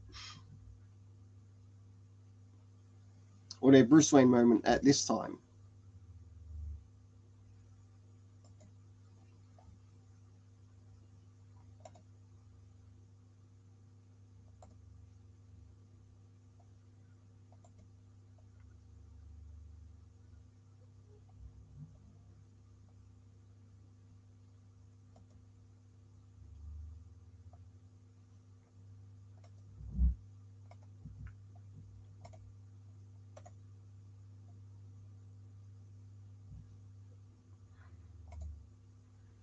It's nice to see stories where we get to see the dual lives of the characters. One of the reasons I like Spider-Man and Batman, exactly, Shinkai, and I think that is also important in the storytelling because sure, you could read one comic, and yes, it does show how they got to be practically superhero by night, whilst in the daytime they've still got other things that they got to do throughout the day. Even if it's like meeting up with Alfred because Alfred's making sure that I get to this and that appointment, which is important because if I don't do this, we might not get the funds to get this new gear that we need.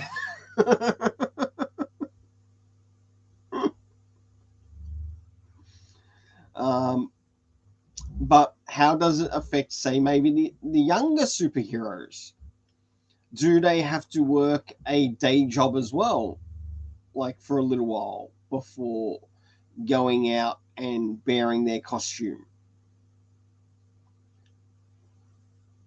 Like these things or these questions, like for some characters, need to be answered. Yeah. Then there was what Bendis did with, was it Cassie? It was Captain Superman. What happened? Superman. Well, we did the Superman who really endangered the world, and that really the cock episode up. Why? I'm bringing up how Brian Michael Bendis dealt with the issue of, I believe it was Cassie Sandsmark, Wonder Girl. Mm-hmm. Of what happened in that story. Oh yeah, Young with the Justice gods, with the Greek gods, and that Yeah. got confusing. But Yeah. Wonder Greek would be dead. Poseidon would be dead. It didn't make sense. In Scotland Justice League, we saw Poseidon got killed off.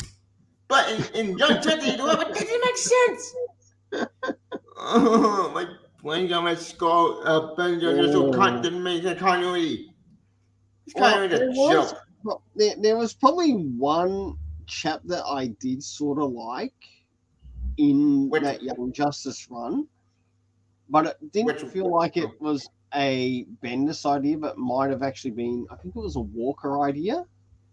With Naomi? No, not with Naomi, but with Cassie. Cassie Sandsmark. And yeah, there was the issue of the gods dealing with like a great octopus and whatever else. And I really liked the setup of that story, like the way how it was written. It was like it was done on a parchment. I don't remember. It was actually towards it was actually towards the end of that Young Justice run. So I think it might have been 17 or 18 in there. Maybe I can find it. Yeah. And it was a really nice page because it reminded me of how things have actually been done in one of the other Young Justice stories. In fact, even Peter J. Tomasi did one very similar, but it was actually set and based in World War II in Young Justice. That's right. Peter J. Tomasi has written a Young Justice story. I didn't know about that. Not many people know about it. Hang on. I'm screen share right now. Okay.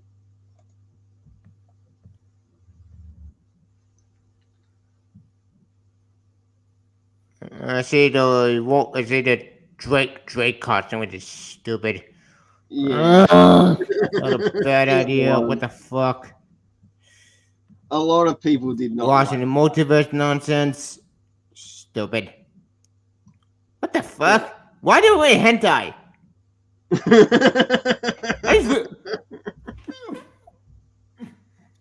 Damn it, babe. Why do they call it the hentai with the squid with the tentacle? We're calling Team Lantern.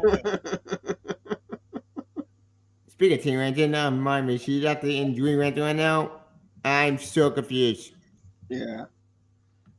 It was, I think it was around issue 17 or 18, and I think it finished at around issue 20. Issue 20, that was the finale. Yeah. I know it was in one of those last couple of issues that it actually came up, and it was probably one of the best things that sort of came out of it, like the story, how it was delivered. Okay. Issue 20 at 4 out of 10. Story.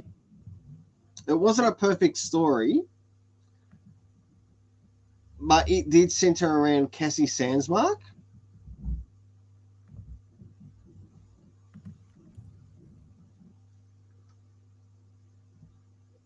Yeah, issue 20 with the finale. So with the finale to the series, and we can't use Maybe that one. It was 19. Maybe it's 17.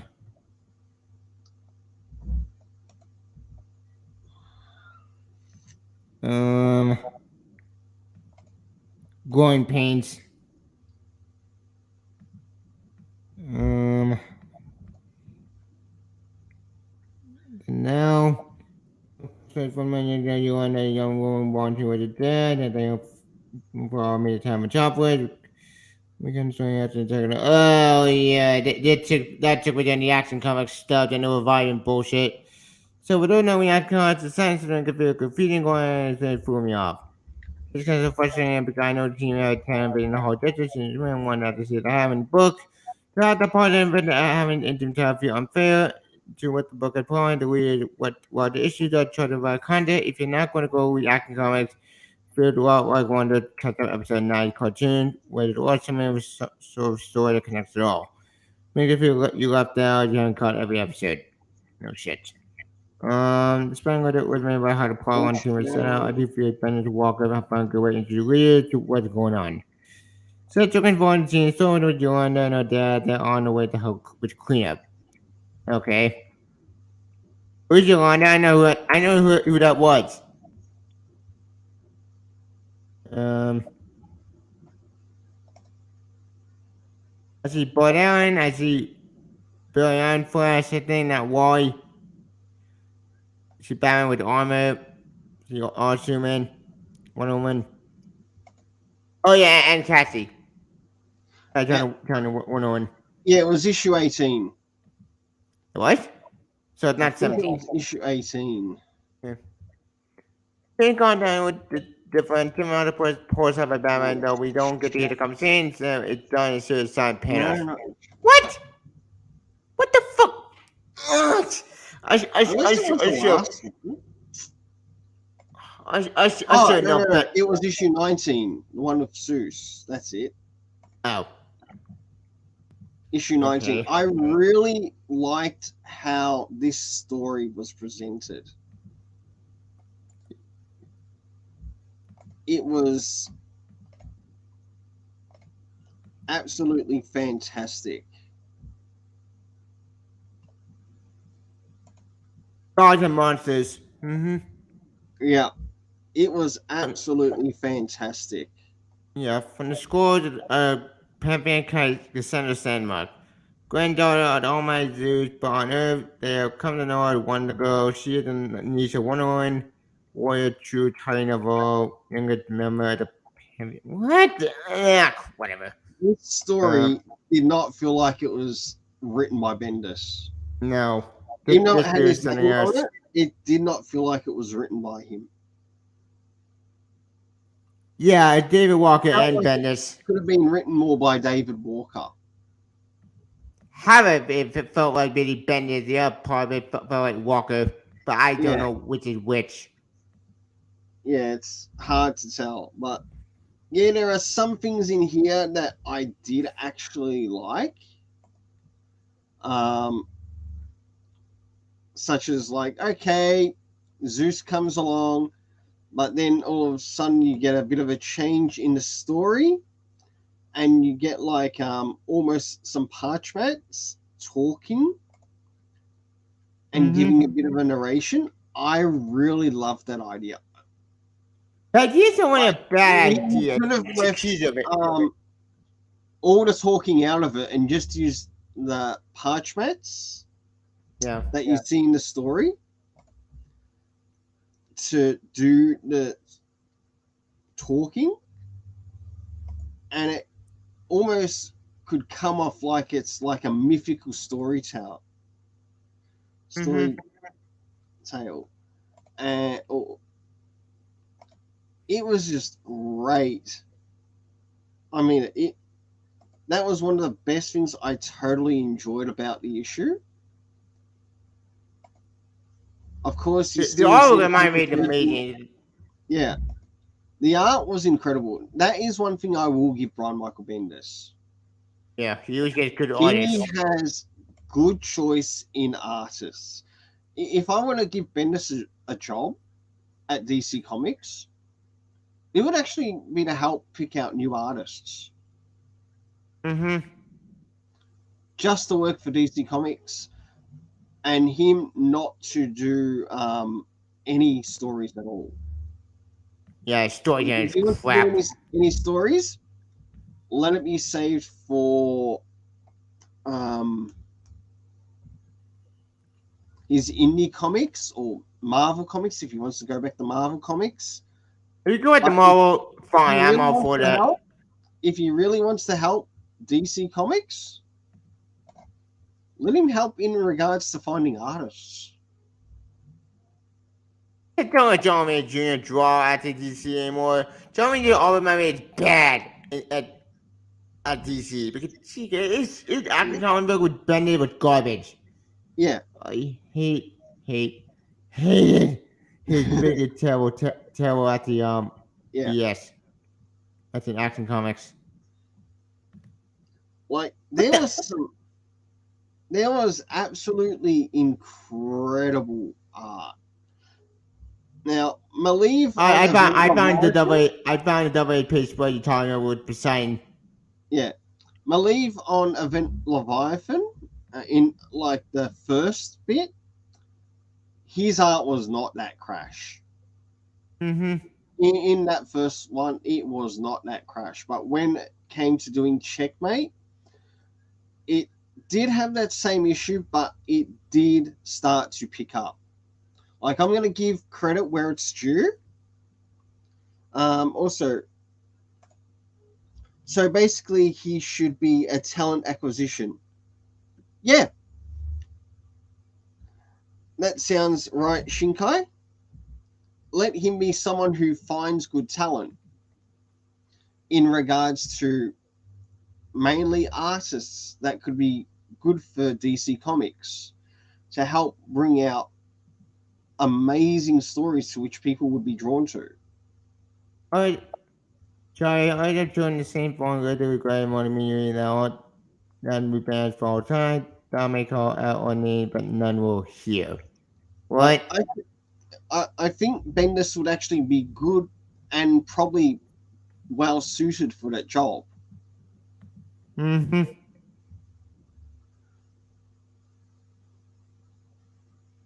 Yeah, and the story by the end like this. Yeah. Now, I haven't read a lot of his stuff through Marvel, but I am trying to get a hold of like some other Marvel stuff that he has done. In fact, I recently paid for Great with my Arthur last Crusade comic story, haul. 4 out of 10. Yeah, Huh. Yeah, they give this a 4 out of 10, yeah, which I can understand that was issue 19. All that build up and nothing, it was just stupid. yeah. But there were some things in that issue that I did personally enjoy Yeah. when I was doing it on Fool's Gold Mm-hmm. for Rainbow Press and Comics. I agree.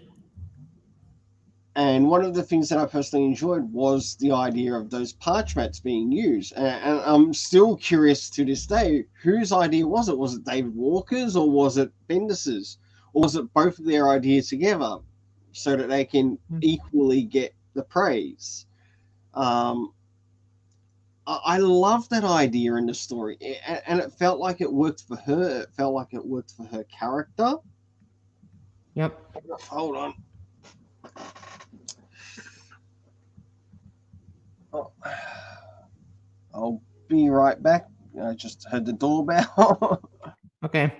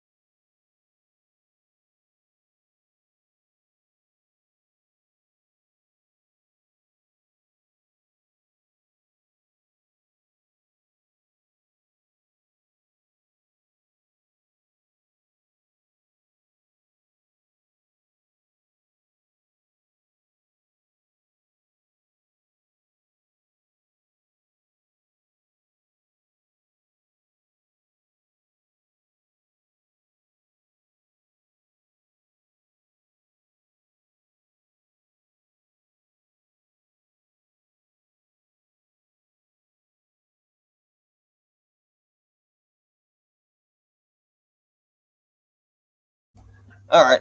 Sorry about that. Uh, looks like today we had organised for our lawn to be done.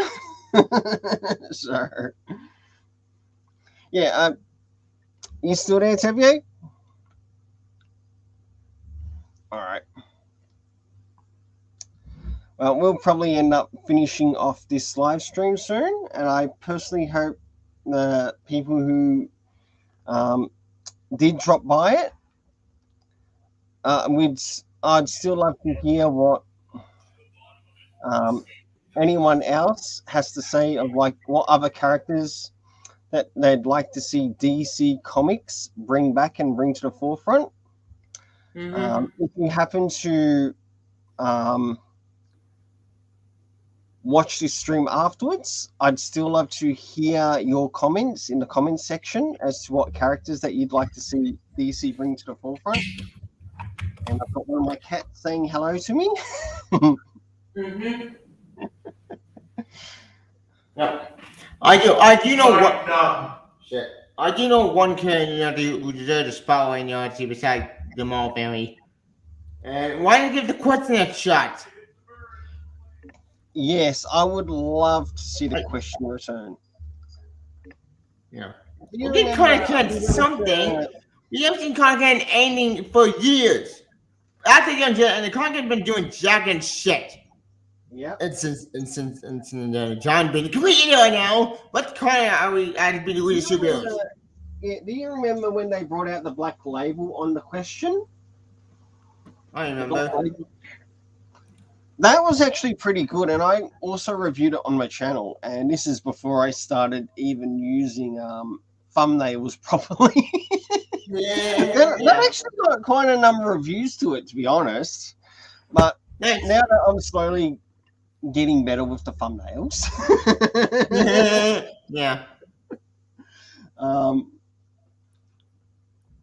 it definitely does help to try to bring across what might be the theme of the story, or the theme that's happening in the story, or who it's around, or which one that I might enjoy the most. It is nice to see that Damian Wayne Robin, even though I still say that I didn't like the first issue, or I didn't like what happened in the first issue, after that, the story did get better. And I'll give it that. It did get better. Like, they could even do something like full-on Bat family related. Like, if they want to do that. But there are other people outside of the Bat family that also need their time to shine. Like, how about another Ragman series? Or even better yet, how about a Ragman Omnibus? Like, with everything that's connected to Ragman in the DC universe, whether it be in trade or hardcover. I'd prefer it in softcover trade. It would be nice to see something like that brought out by DC Comics. And this could also be a good opportunity as well for DC Comics to maybe go through older series, like what they're doing with some of the things at the moment, and putting them into an omnibus, like not just the question, not just Gotham City Central or something, or whatever it was.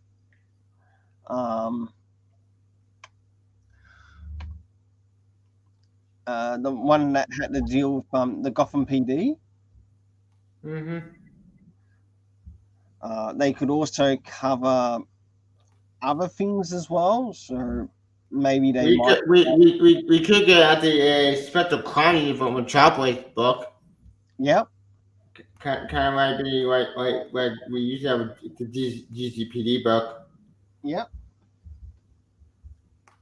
I really make the DC happy that this a good respect books like that.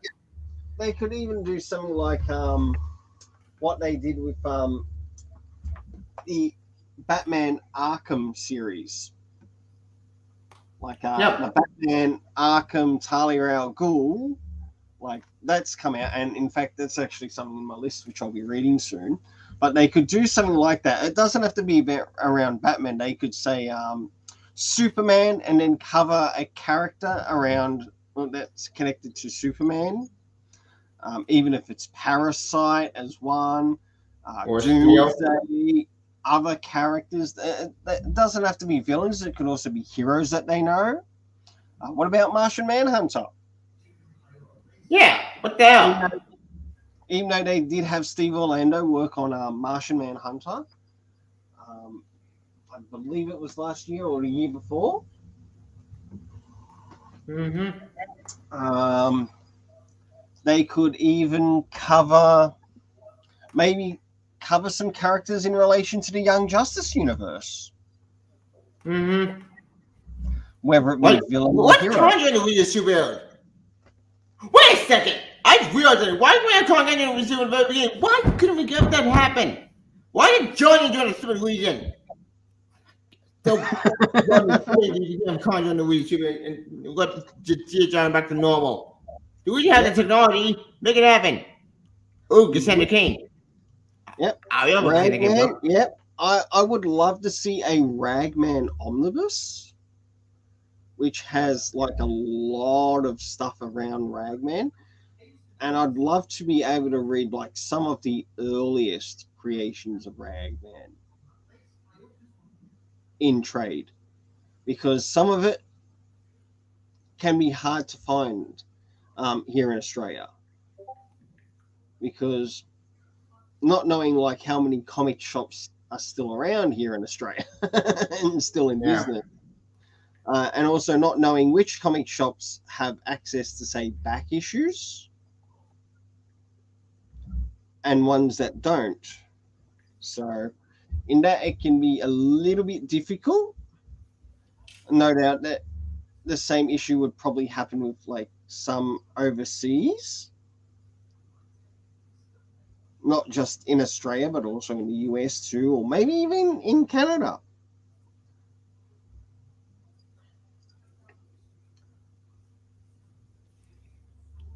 Yeah.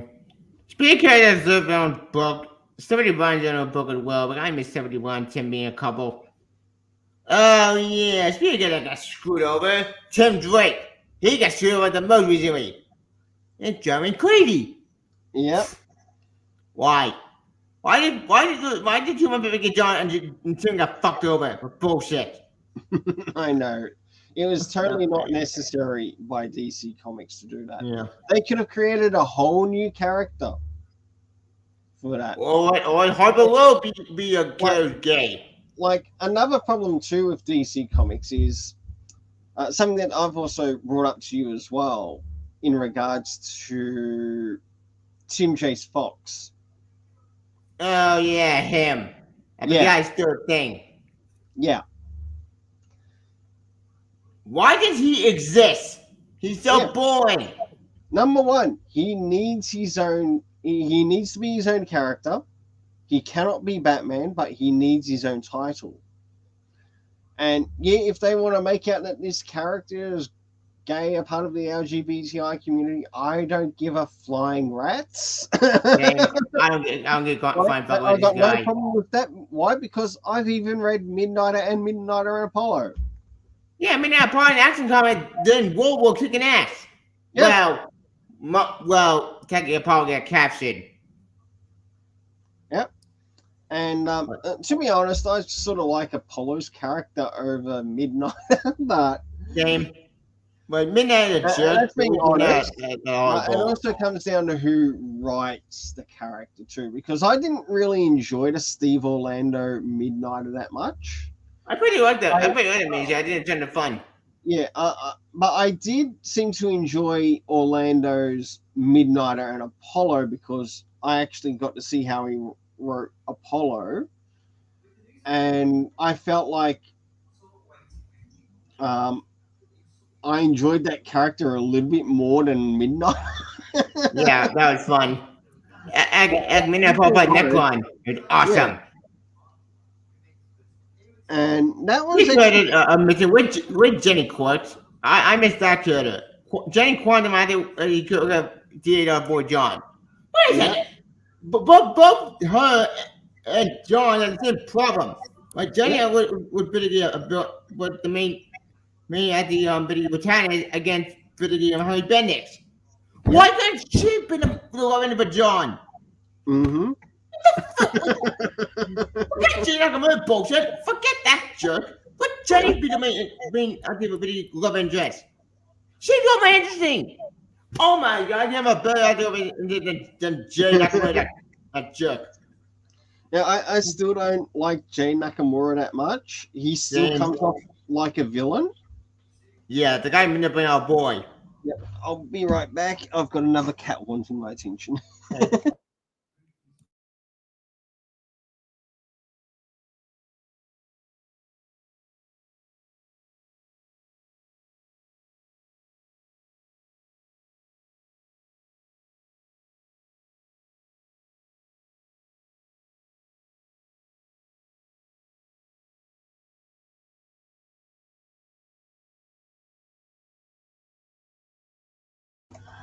One cat in, one cat out.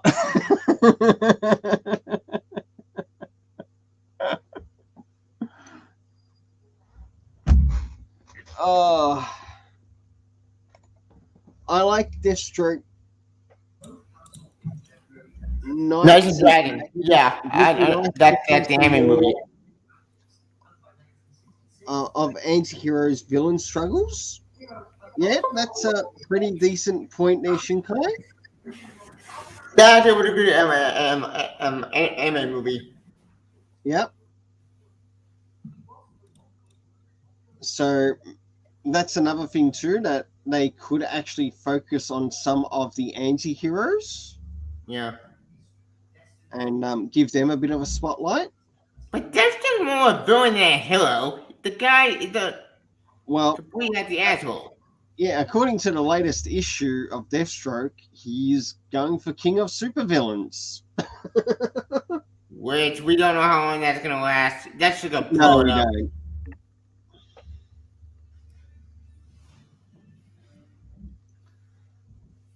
Alright.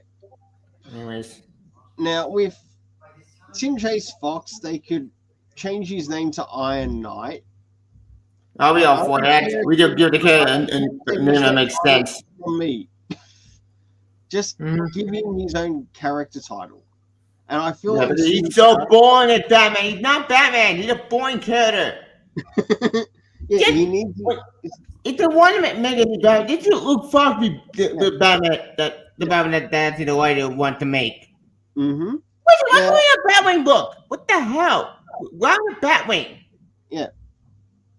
All right. With some of the things that I sort of like brought up in that discussion as well that we had on your channel in regards to a video that you posted, it was the very fact that DC Comics is still like using the title of Batman. They would still, in their own way, still have to pay for the royalties of that, whether it be for Batman, Superman, Wonder Woman. All right? Those royalties still got to go to its original creators. Yeah. And if they really want to break out of that, you have no choice but to create a new identity. Yeah. A new name. To break out of that, to break out of paying those royalties. If you really want to break out of paying those royalties, like making New 52 John Kent gay, and Superman, you're still paying those royalties back to Siegel and Schuster. That even goes with the name Superboy. That name is from Siegel and Schuster too. All right. Yep. So you would literally have to change their name. They cannot be Superman. They have to be something else. like Valiant have done this with their own titles. For Yep. example, they've got Mm-hmm. Exo Manowar. Yep. Oh, trying to screenshot it anyway. Oh, sorry, I'm trying to screenshot something. Yeah. Oh, okay. Imagine if they dig out Batmite. Yeah, that's Oh, yeah, for that. another one too. That would be a character I'd like to learn about too. But Batmite. he admires Brian to really eat. Yeah.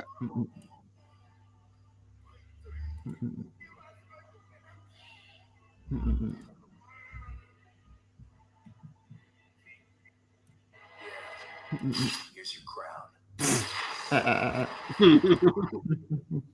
That's my as the bandit boy of John. I hear the crown.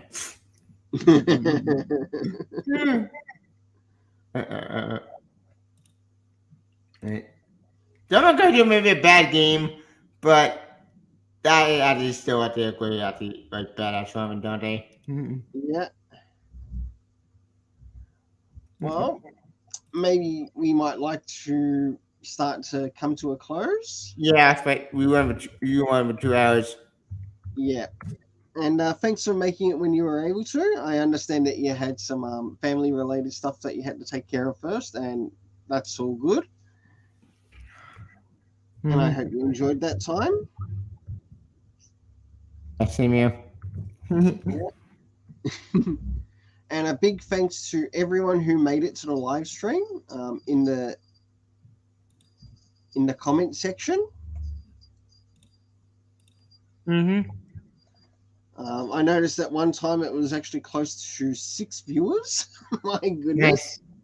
So big thank you to everyone who made it, and a big thanks to everyone who happens to watch this live stream after it's finished.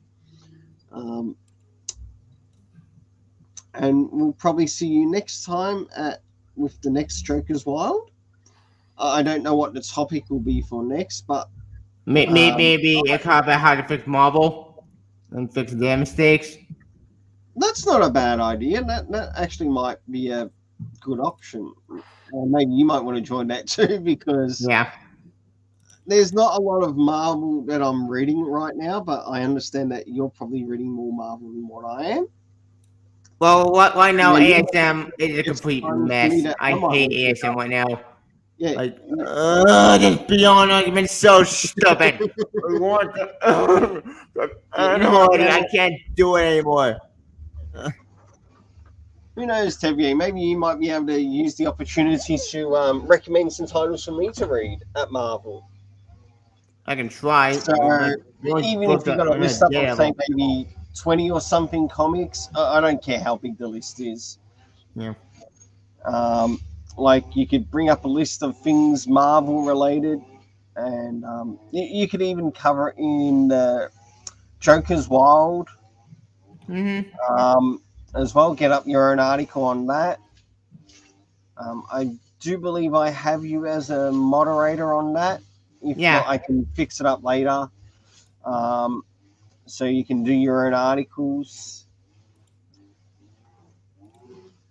Because I know that you're on Rainbow Press and Comics on the Super Sons related one. And I'll have to double check the Joker's Wild one too. So if you're not a moderator on that, I'll fix it up anyway. So a big thanks to everyone who managed to make it to the live stream. We can't do this without you. Every subscriber, I hope you have an awesome day. If you're interested in subscribing, I also hope you have an awesome day. And now this is where I need something for the Joker's Wild. Did you have something to say, my pretty pussycat? Meow. Kitty. Super Sons to the rescue! Hey, it's on the intro. It's on the intro for it. So Super Sons to the rescue. Plus, it's also a title for like one of the articles that's used too. So, so until then, we'll leave it for the Super Sons to the rescue. and have yourself an awesome day. Yep. Bye. See ya.